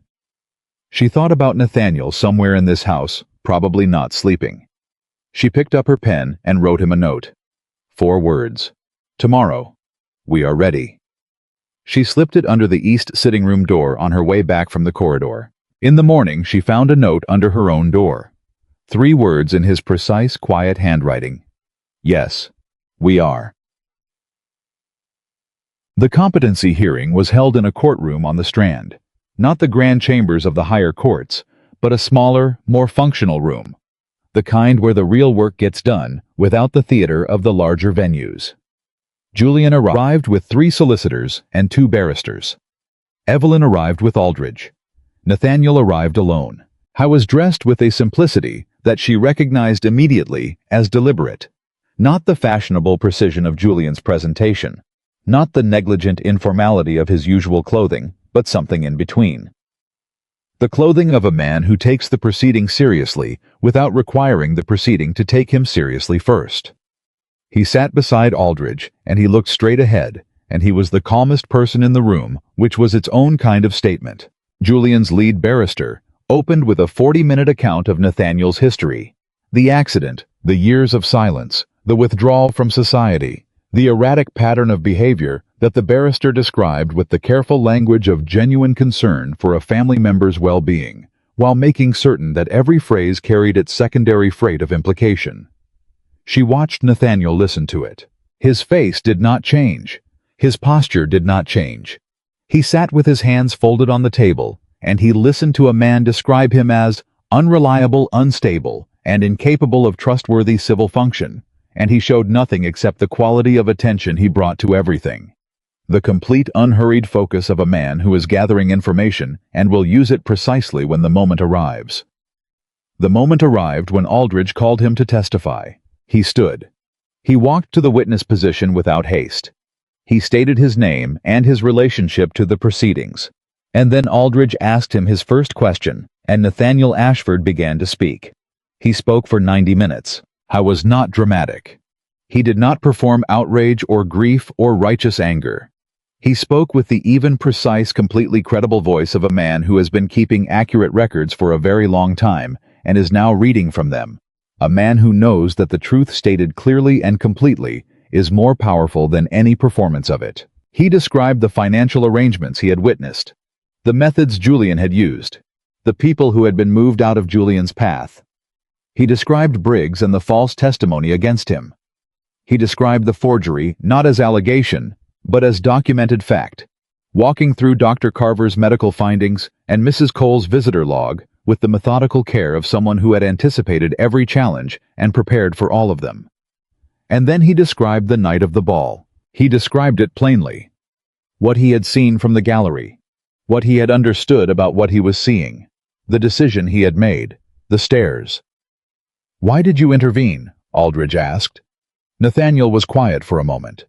"Because what was happening was wrong," he said. "And I was in a position to do something about it. And I had been in positions like that before and not acted. I had reached the end of my tolerance for inaction. And your involvement in Mrs. Ashford's legal preparation, the documents, the witnesses, the evidence you provided, this was motivated by the same thing," Nathaniel said. "What was being done was wrong. What had been done for years was wrong, and I had the means to help correct it." Julian's barrister rose for cross-examination. He was good, genuinely skilled, the kind of advocate who knows exactly where the soft tissue is in a witness's testimony and applies pressure there with the efficiency of a surgeon. He applied pressure for 40 minutes. Nathaniel answered every question, completely, precisely, without evasion and without expansion, answering exactly what was asked, and nothing more, depriving the barrister of the tangents and elaborations that cross-examination feeds on. He was unshakable, not because he was performing composure, but because there was nothing underneath the testimony to destabilize. It was true. All of it was true. And true testimony given by someone who knows exactly what they witnessed, and why has a quality that fabricated or uncertain testimony lacks a quality that rooms feel, that judges feel, that even opposing barristers eventually feel in the quality of their own questions, running up against something that will not yield because it has nothing to yield. At one point, Julian's barrister said, "Mr. Ashford, you have described a decade of deliberate invisibility, of choosing to appear incapable, while privately accumulating evidence against your brother. Doesn't that degree of concealment itself suggest a capacity for deception that should give this court pause about your reliability as a witness?" The courtroom was very still. Nathaniel looked at the barrister for a moment. "It suggests," he said, "a capacity for patience and for accurate observation, both of which are, I would argue, exactly what a reliable witness requires." Something moved through the room. Not laughter, not quite, but a quality of recognition, the feeling of a point being landed that cannot be immediately answered, that sits in the air and continues working after the words have ended. Julian's barrister sat down. The judge's ruling on the competency petition came that afternoon. Petition dismissed. 2 words. Julian's 47 pages of careful groundwork, his years of constructed narrative, his paid physician assessments and strategic deployments of implication, his calculated building of an unreliable brother dismissed in 2 words. Evelyn heard them and felt something she had not expected to feel, not triumph, not the satisfaction of victory, something quieter and more fundamental, the feeling of a wrong thing being corrected, the feeling of a record being set straight. The financial case was formally filed that same afternoon. As they left the courtroom, Julian stopped her on the steps. His solicitors were ahead of him.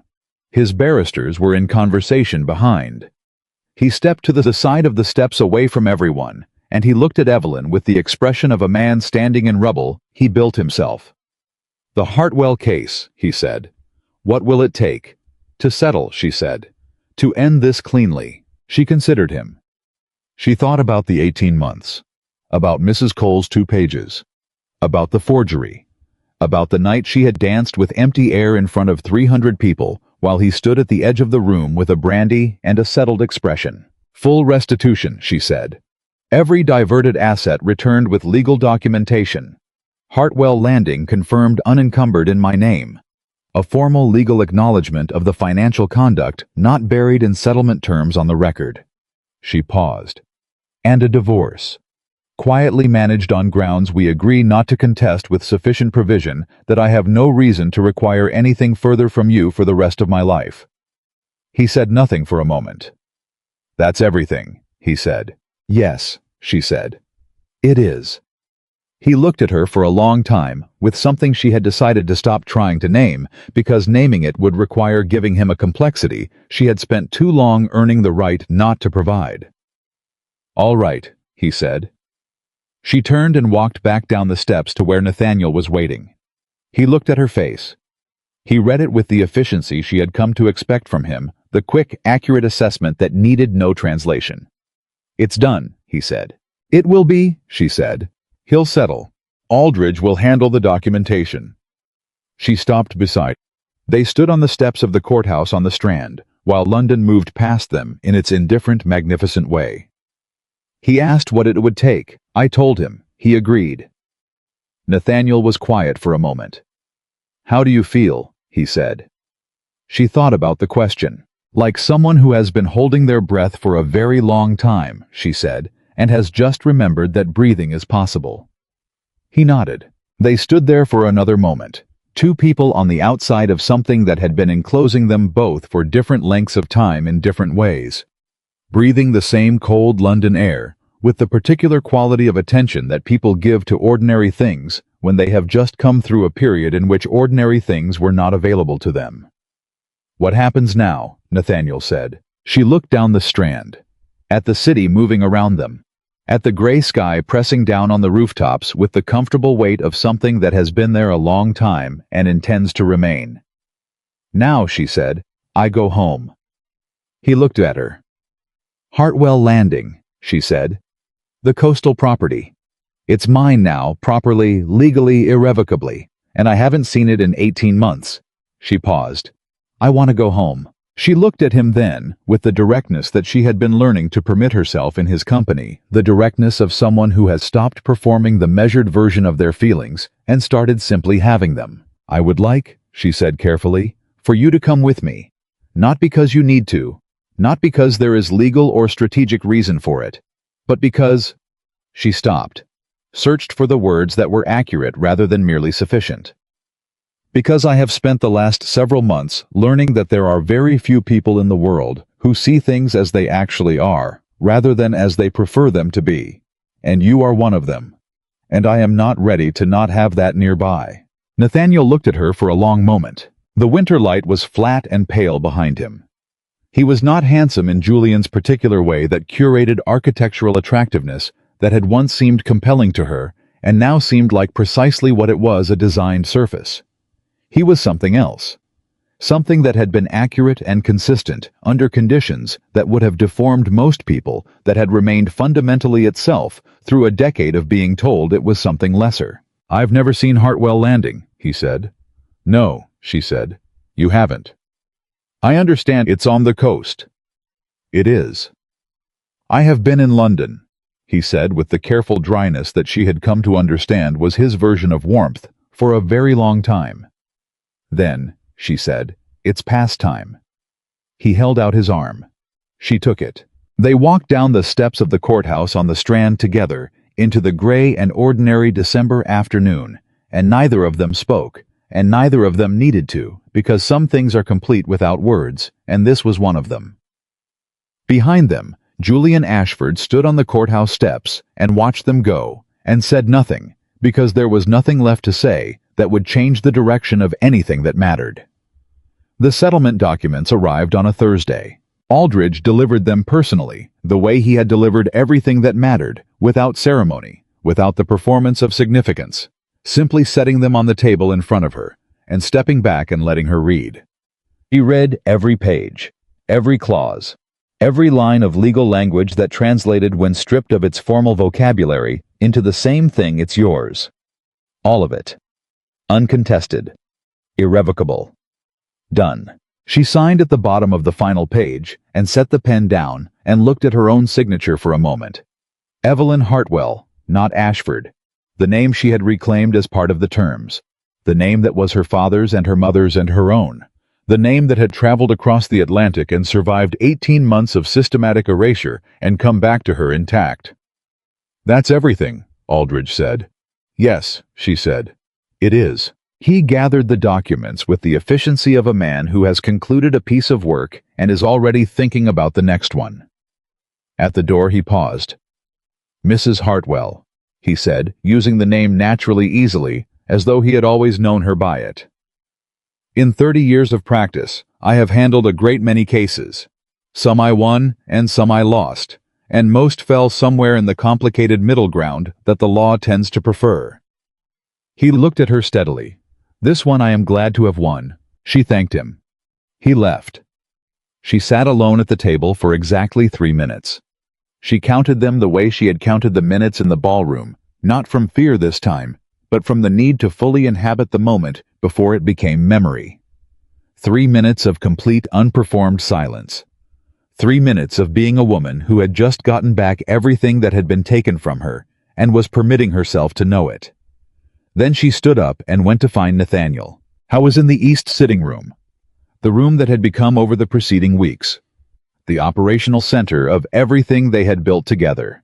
The room that smelled now of paper and coal smoke, and the particular quality of two people working hard in close proximity toward something they both believed in. He looked up when she came in. She held up the signed settlement. She didn't say anything. She didn't need to. Something moved across his face. Not the restrained, precise version of feeling that she had spent weeks learning to read, but something more open, something that had less of his habitual careful management in it. He stood. "It's done," he said. "It's done," she confirmed. He crossed the room and took the document from her and read the first page and the last page and set it on the table and stood there for a moment with his hand still resting on it. And she understood that whatever this moment was for her, the reclaiming the confirmation, the proof that patience and accuracy and the refusal to be diminished had been sufficient. It was something different and equally large for him. It was the end of 34 years. "Nathaniel," she said. He looked at her. "Thank you," she said. Not the social version, not the performed gratitude of two people concluding a business arrangement. The real thing, the kind that costs something to say, because it acknowledges that you needed help, that you could not have done it alone. That another person's presence in your life made the difference between surviving and actually living. He was quiet for a moment. "Don't thank me," he said. "You built this. Every document, every witness, every decision about timing and strategy and what to press and when to hold. You built it. I provided materials." He paused. "There's a difference." "You came down the stairs," she said. "Anyone should have done that." "No one did," she said. "For 20 minutes in a room full of people, not one person moved. You moved." She held his gaze. "That matters. It mattered then, and it matters now. And I'm not going to let you reduce it to something smaller than it was, because it makes you more comfortable." He looked at her for a long moment. "All right," he said quietly. "It matters." "Yes," she said. "It does." They left for Hartwell Landing 4 days later. The journey took most of a day, London to the coast by train, and then the final stretch by hired carriage, and then a lane that curved toward the sound of water, and then the house itself, which Evelyn had not seen in 18 months, and which she had thought about every single day of those 18 months, with the particular ache of someone who knows that the thing they are missing is still there, unchanged, waiting. She did not describe it to Nathaniel on the journey. She found she couldn't. Every time she tried, the words came out smaller than the thing they were attempting to contain, and she had developed over the preceding months a preference for accuracy over approximation. He didn't ask. He watched the landscape change as they moved south and east, and he was quiet in the way he was always quiet, present, attending, taking in everything without requiring it to be narrated for him. When the carriage stopped, she got out. She stood on the path and she listened. The sound reached her before anything else. The particular quality of air that has been moving over water, the weight of it, the salt in it, the way it moves differently against your face than inland air does. She had grown up with that sound. She had fallen asleep to it for the first 20 years of her life, and then spent 18 months in London rooms, where the closest equivalent was the Thames at low tide, which was not the same thing at all. She breathed it in. Behind her she heard Nathaniel step down from the carriage. She heard him stop.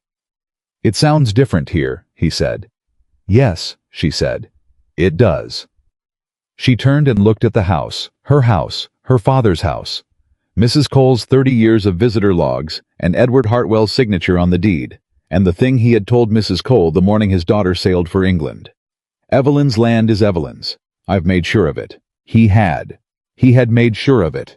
And now she was here, and it was hers, and Julian Ashford was in London, managing the quiet dismantlement of a reputation that had been built on the systematic use of other people, and Mrs. Cole's visitor log had helped bring it down, and her father's handwriting had helped bring it down, and her own 18 months of careful, disciplined, furious attention had helped bring it down. She thought, "I wish you could see this, Papa." She said nothing. She walked up to the house. Mrs. Adeline Cole met them at the door. She was 81 years old, and moved with the deliberate care of someone who has made a private arrangement with her own body. "We will go slowly, but we will go." And she looked at Evelyn with the expression of a woman who has been waiting for something for a long time, and is allowing herself now that it has arrived a single moment of visible relief before returning to business. "You look thinner," Mrs. Cole said. "I've had a busy year," Evelyn said. "I read the statement they sent me to sign," Mrs. Cole said. "About the visitor's log and what your father said." She paused. "I'm glad they needed it." "It was essential," Evelyn said. "You were essential." Mrs. Cole looked at her for a moment with the particular quality of attention that very old people sometimes have, the look of someone who has seen enough of the world to have stopped being surprised by most of it, but who still occasionally encounters something that satisfies them deeply. "Your father," she said, "would have enjoyed seeing this." "Yes," Evelyn said. "He would have." Mrs. Cole looked past her at Nathaniel, who was standing at a respectful distance, not hanging back, not deferring, but giving the moment the space it required. "And this is," Mrs. Cole said. "Nathaniel Ashford," Evelyn said. "He helped." Mrs. Cole studied Nathaniel with the unself-conscious directness of someone who has been reading people for 81 years and no longer sees any reason to pretend she isn't doing it. "Did he?" she said. "He came down a staircase," Evelyn said, "at a critical moment." Mrs. Cole looked at Nathaniel for another moment. Then, apparently satisfied with whatever she had determined, she turned back to the house. "Supper's at 7, she said. "I made the biscuits you like." The first week at Hartwell Landing had the quality of something that has been under tremendous pressure for a long time, slowly returning to its original shape, not instantly, not without some residual distortion, but steadily, with the patient inevitability of things returning to what they actually are when the external force is removed. Evelyn slept. Not the shallow, vigilant half-sleep of 18 months in Ashford Hall, always one ear on the corridor, always one part of her mind maintaining the perimeter. Real sleep, the kind that goes all the way down. She woke on the third morning to the sound of voices. Mrs. Cole's distinctive and a lower one she recognized after a moment as Nathaniel's. She dressed and went downstairs and found them in the kitchen, which she had not expected, and Nathaniel was standing at the table with a cup of tea, and Mrs. Cole was talking at him with the brisk specificity of a woman who has identified someone useful and is making the most of it. "The north fence has been a problem since October," Mrs. Cole was saying. "The groundskeeper is reliable enough, but he's got no head for structural problems, and the gatepost is rotting through." "I can look at it this afternoon," Nathaniel said. "Can you actually fix it, or will you just look at it and tell me what I already know?" "I can fix it," he said. I spent 2 years on a working farm in Shropshire. I know fence posts. Mrs. Cole looked at him with the expression of someone revising an estimate upward. Evelyn stood in the doorway and watched this exchange and felt something in her chest. Do a thing she had not felt since before the marriage. A lightness, a warmth, the physical sensation of being somewhere. She was supposed to be with people she was supposed to be with, doing the ordinary daily work of a life that was actually hers. "Good morning," she said. They both looked at her. "The biscuits are on the counter," Mrs. Cole said. "Eat something. You're still too thin." 2 weeks into their time at Hartwell Landing. A letter arrived from London. Not from Julian. That chapter was closed. Its correspondence now routed entirely through solicitors. This letter was from Lady Carrington.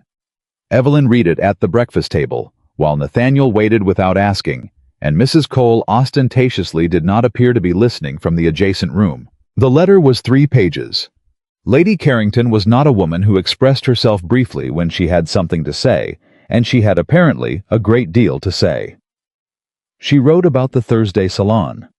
She wrote about the way she had heard the story of the ball, described in the weeks following the versions that circulated in drawing rooms. The revisions those versions underwent, as more information became available. The eventual settling of the narrative into something that Lady Carrington wrote does you considerably more credit than the original evening did any of us who were present and did nothing. She wrote, "I raised my fan. I have thought about that fan a great many times since.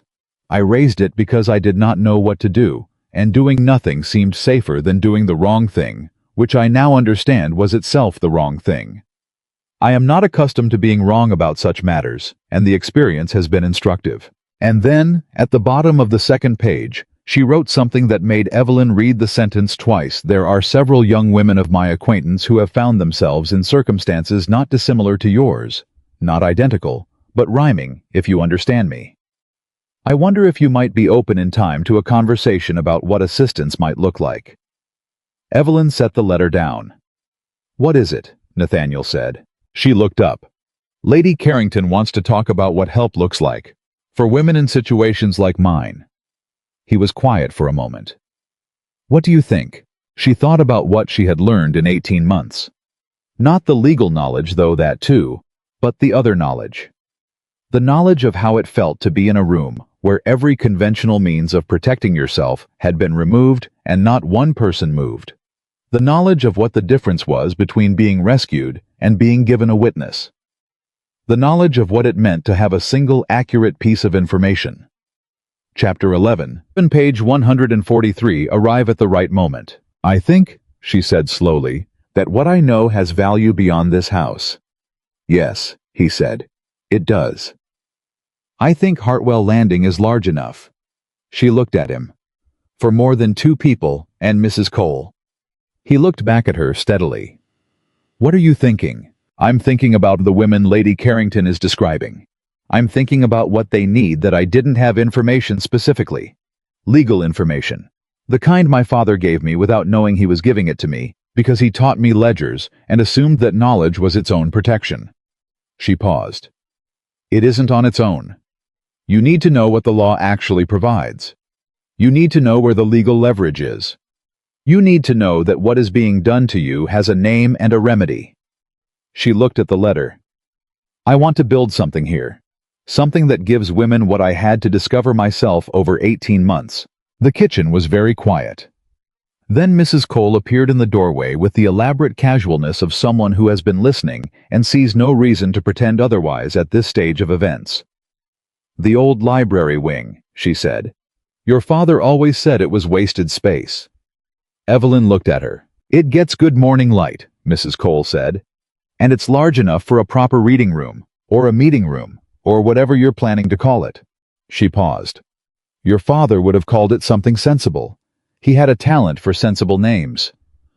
Evelyn looked from Mrs. Cole to Nathaniel and back again. "I haven't even fully articulated the idea yet," she said. "You articulated enough," Mrs. Cole said, and returned to the kitchen. She wrote back to Lady Carrington that afternoon. The letter took 3 drafts. Not because she didn't know what she wanted to say, but because she wanted to say it with the same precision she had brought to the legal documents clearly, without over-promising, without the performance of certainty she didn't have yet. She wrote about what she was thinking. She wrote that it was early and unformed. She wrote that she believed the thing she wanted to build was possible, and that she would need to build it properly, the kind of connections and social reach that Lady Carrington possessed in abundance. She wrote, "I am not asking you to endorse something that doesn't exist yet. I am asking whether you would be willing to be part of building what should." She sealed it and handed it to the post. Then she went to find Nathaniel, who was, as Mrs. Cole had predicted, he would be fixing the north fence gate. She stood at the edge of the yard and watched him work. He had his coat off despite the cold, his sleeves rolled back, working with the focused efficiency of someone who has identified a problem and is solving it without requiring an audience or a commentary. He had been like this since they arrived, moving through the things that needed doing, without being asked, without announcing his intentions, without the performance of helpfulness. Simply helping. Simply being present and useful in the way of someone who has spent a long time watching what people actually need and has developed an accurate sense of how to provide it. She thought about what he had said at the courthouse.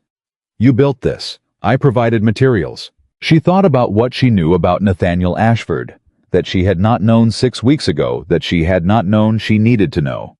That he had spent a decade being invisible, and had used the invisibility with more strategic intelligence than most visible men ever managed. That he could fix a fence post and identify a constable painting by the grief in its light, and walk into a courtroom and dismantle a barrister's case with 2 sentences. That he laughed rarely and genuinely, and that the genuine version changed the quality of the room in a way she had stopped pretending she didn't notice. He looked up. "The gate will hold," he said. "The post needed replacing entirely. I found a spare timber in the outbuilding. Mrs. Cole was right that it was rotting through." "Mrs. Cole is right about most things," Evelyn said. "Yes." He picked up his coat. "I've noticed." She walked toward him. She stopped 3 feet away, which was the distance she had learned was close enough for a real conversation, and far enough that it was still technically a choice she was making, rather than a proximity that had accumulated without her noticing. "I wrote to Lady Carrington," she said. "I know, Mrs. Cole told me." Mrs. Cole knows everything that happens in this house within approximately 4 minutes of it happening. "Faster than that," he said. "I believe she has a system." She almost smiled. "I want to do this properly. Not just the reading room, I mean the whole thing. The legal information, the network, the whatever it becomes. I want it to be real, not a drawing room project. Not something that exists so that people can feel they've done something. Something that actually changes what's available to women who are where I was." She looked at him steadily. "And I need you to tell me honestly whether you think it's possible." He looked at her. "Yes," he said. "It's possible." "Just like that. You want me to qualify it, add caveats, tell you the ways it could fail." He tilted his head slightly. "You know the ways it could fail. You've been managing failure scenarios for the entirety of our acquaintance. You don't need me to provide more of them." He paused. "You asked if it's possible. It's possible. You will make it possible." She looked at him for a moment. "Nathaniel," she said, "I need to say something, and I need you to let me say it without deflecting it or reducing it or redirecting it back to practical matters." He went still. "All right," he said. "I have been thinking," she said carefully, "about what you said at the courthouse, that you didn't want me to have to keep dancing alone." She paused. "I have been thinking about it more precisely than I was prepared to admit at the time." She held his gaze. "I don't want to dance alone either. Not in the literal sense, clearly we have established that I can manage a waltz without a partner. But in the—" She stopped, searched for the accurate word. "In the ongoing sense. In the sense of the rest of it. I don't want to do the rest of it alone." The yard was very quiet. A long moment passed in which neither of them spoke, and both of them were, she felt, doing the particular careful work of 2 people who have been precise and guarded and accurate for a long time, standing at the edge of something that requires them to be something other than precise and guarded and accurate, and finding that the transition is more difficult than they had anticipated, and deciding to make it anyway. "I have been in this house," Nathaniel said slowly, For 3 weeks. And I have—" He stopped, started again. "I came here because you asked me to. Because you said you were not ready to not have this nearby." He looked at her. "I want you to know that I am not here only because you asked." "I know," she said. "I'm here because—" He stopped. "I am not practiced at this. I have spent a great deal of time being invisible, and people who are invisible do not develop the habit of stating what they want, because the habit seems unnecessary when no one is listening." He paused. "But you are listening." "Yes," she said. "I am. I am here," he said, "because this is where I want to be. Not the house, not Hartwell Landing specifically. Here." He met her eyes. "Where you are." She took one step forward. The distance between them was no longer 3 feet. "Then stay," she said. He looked at her for a long moment. "Yes," he said.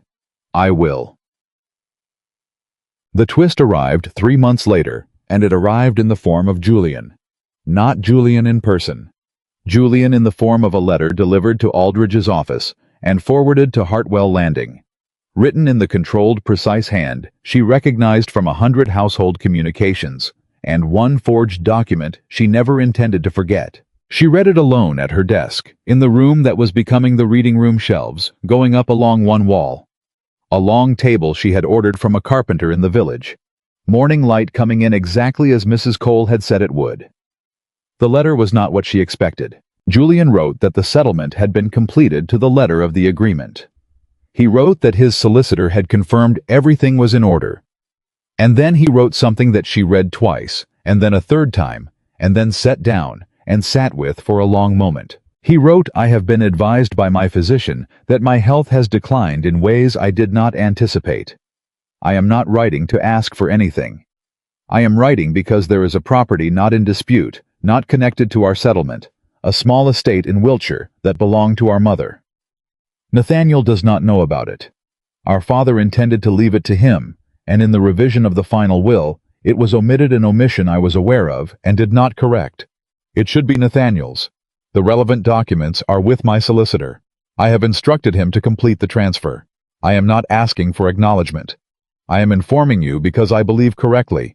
I think that you will ensure Nathaniel receives the information in a way that does not require him to hear it from me." She sat with the letter for a long time. Then she went to find Nathaniel. He was in the library working on the shelf installation, which he had taken on with the same quiet competence he brought to everything. He looked at her when she came in. He read her face. "What is it?" he said. She handed him the letter. She watched him read it. She watched the expression on his face move through things she could only partially name: the stillness. First, the processing, and then something that was not quite grief and not quite relief, but contained elements of both. The particular feeling she thought of receiving something that should have always been yours, and understanding simultaneously that the man who withheld it is offering it now from a position of diminishment rather than generosity. He lowered the letter. "He's ill," he said. "Yes." "And he's giving me the Wiltshire property." "Yes." He was quiet for a long moment. "I don't know what to do with that." "You don't have to do anything with it except receive it," she said. "It was yours. It's yours now. That's the whole of it if you want it to be." He looked at the letter again. "I was not a good man," Nathaniel said. "And I don't think he became one at the end, but he stopped. He was my brother, for 34 years. And whatever he was, that was also." He shook his head. "I don't know the word for what that is." "You don't need a word for it," she said. "It can just be what it is." He looked at her. "What it is," he said, "is complicated." "Yes," she said. "Most true things are." He set the letter down. He looked at the shelf he had been building, half-finished brackets in place, the timber waiting. He picked up the timber and set it in the bracket and pressed it level. "The shelf needs to be centered," he said. "Can you check the level from where you're standing?" She looked at it. "Left side is half an inch low," she said.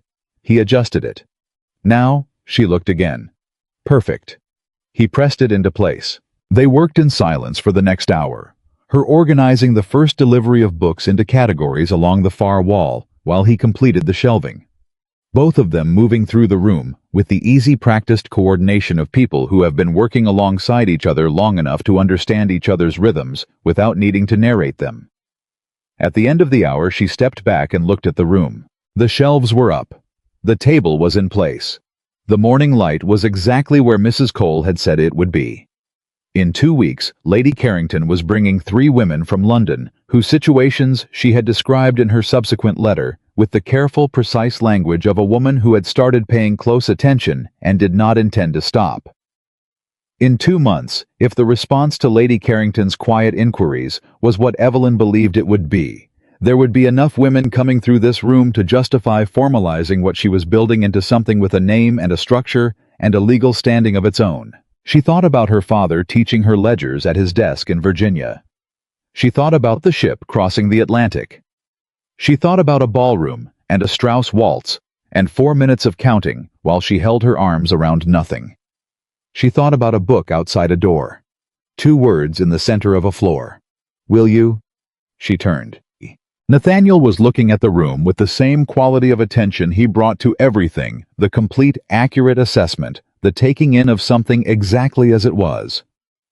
"It's a good room," he said. "It will be," she said. He looked at her. "It already is." She crossed the room and stood beside him, and they looked at what they had built together in the morning light. The shelves, the table, the books in their first uncertain arrangement. The whole improbable necessary thing that had started with a refusal to sign a document, and a man coming down a staircase, and 2 people deciding independently, and then together that being told you did not matter was not the same as not mattering. "Nathaniel," she said. "Yes.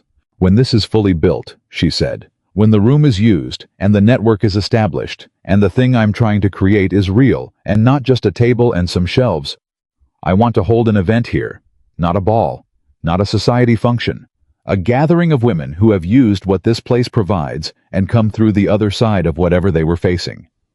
She paused. "And I want there to be music." He looked at her. "And I want to dance," she said. "Not alone. Not because I'm commanded to. Not as performance or punishment or proof of anything." She looked at him steadily. "With you. Because I choose to. Because it is possible. Because we are here, and we are free. And I spent 4 minutes in a ballroom holding my arms around nothing, and I would like to spend some time doing the opposite of that."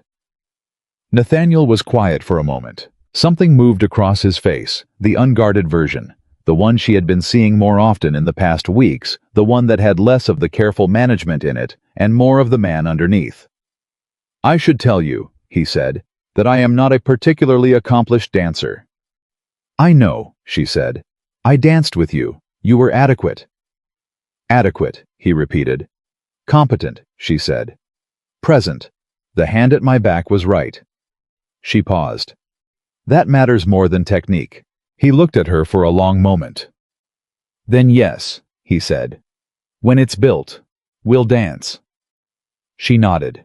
She turned back to the room, her house, her land, her life, and she breathed the morning air that smelled of salt and wood and the particular quality of something new, beginning in a space that has been made ready for it, and she understood with the complete certainty of a woman who has learned to trust her own accurate reading of things that what she was standing in the middle of was not an ending. It was the first morning of something that would last. Evelyn Hartwell had been ordered to dance alone, and she had danced, and then she had stopped, and then she had built from the wreckage of what had been taken from her, something so much larger and more enduring than what was lost, that the taking itself had become, in the long accounting, the smallest part of the story. She had found her voice in the silence that was forced on her. She had found her witness in the man who came down the stairs. She had found her home in the land her father had kept for her, with the stubborn, accurate love of someone who understood that a woman's freedom is not given.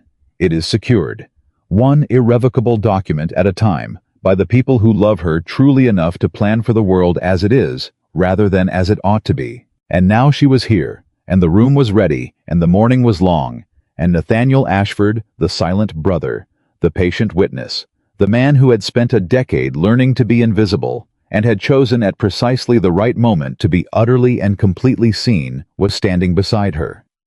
She was not dancing alone. She would never dance alone again.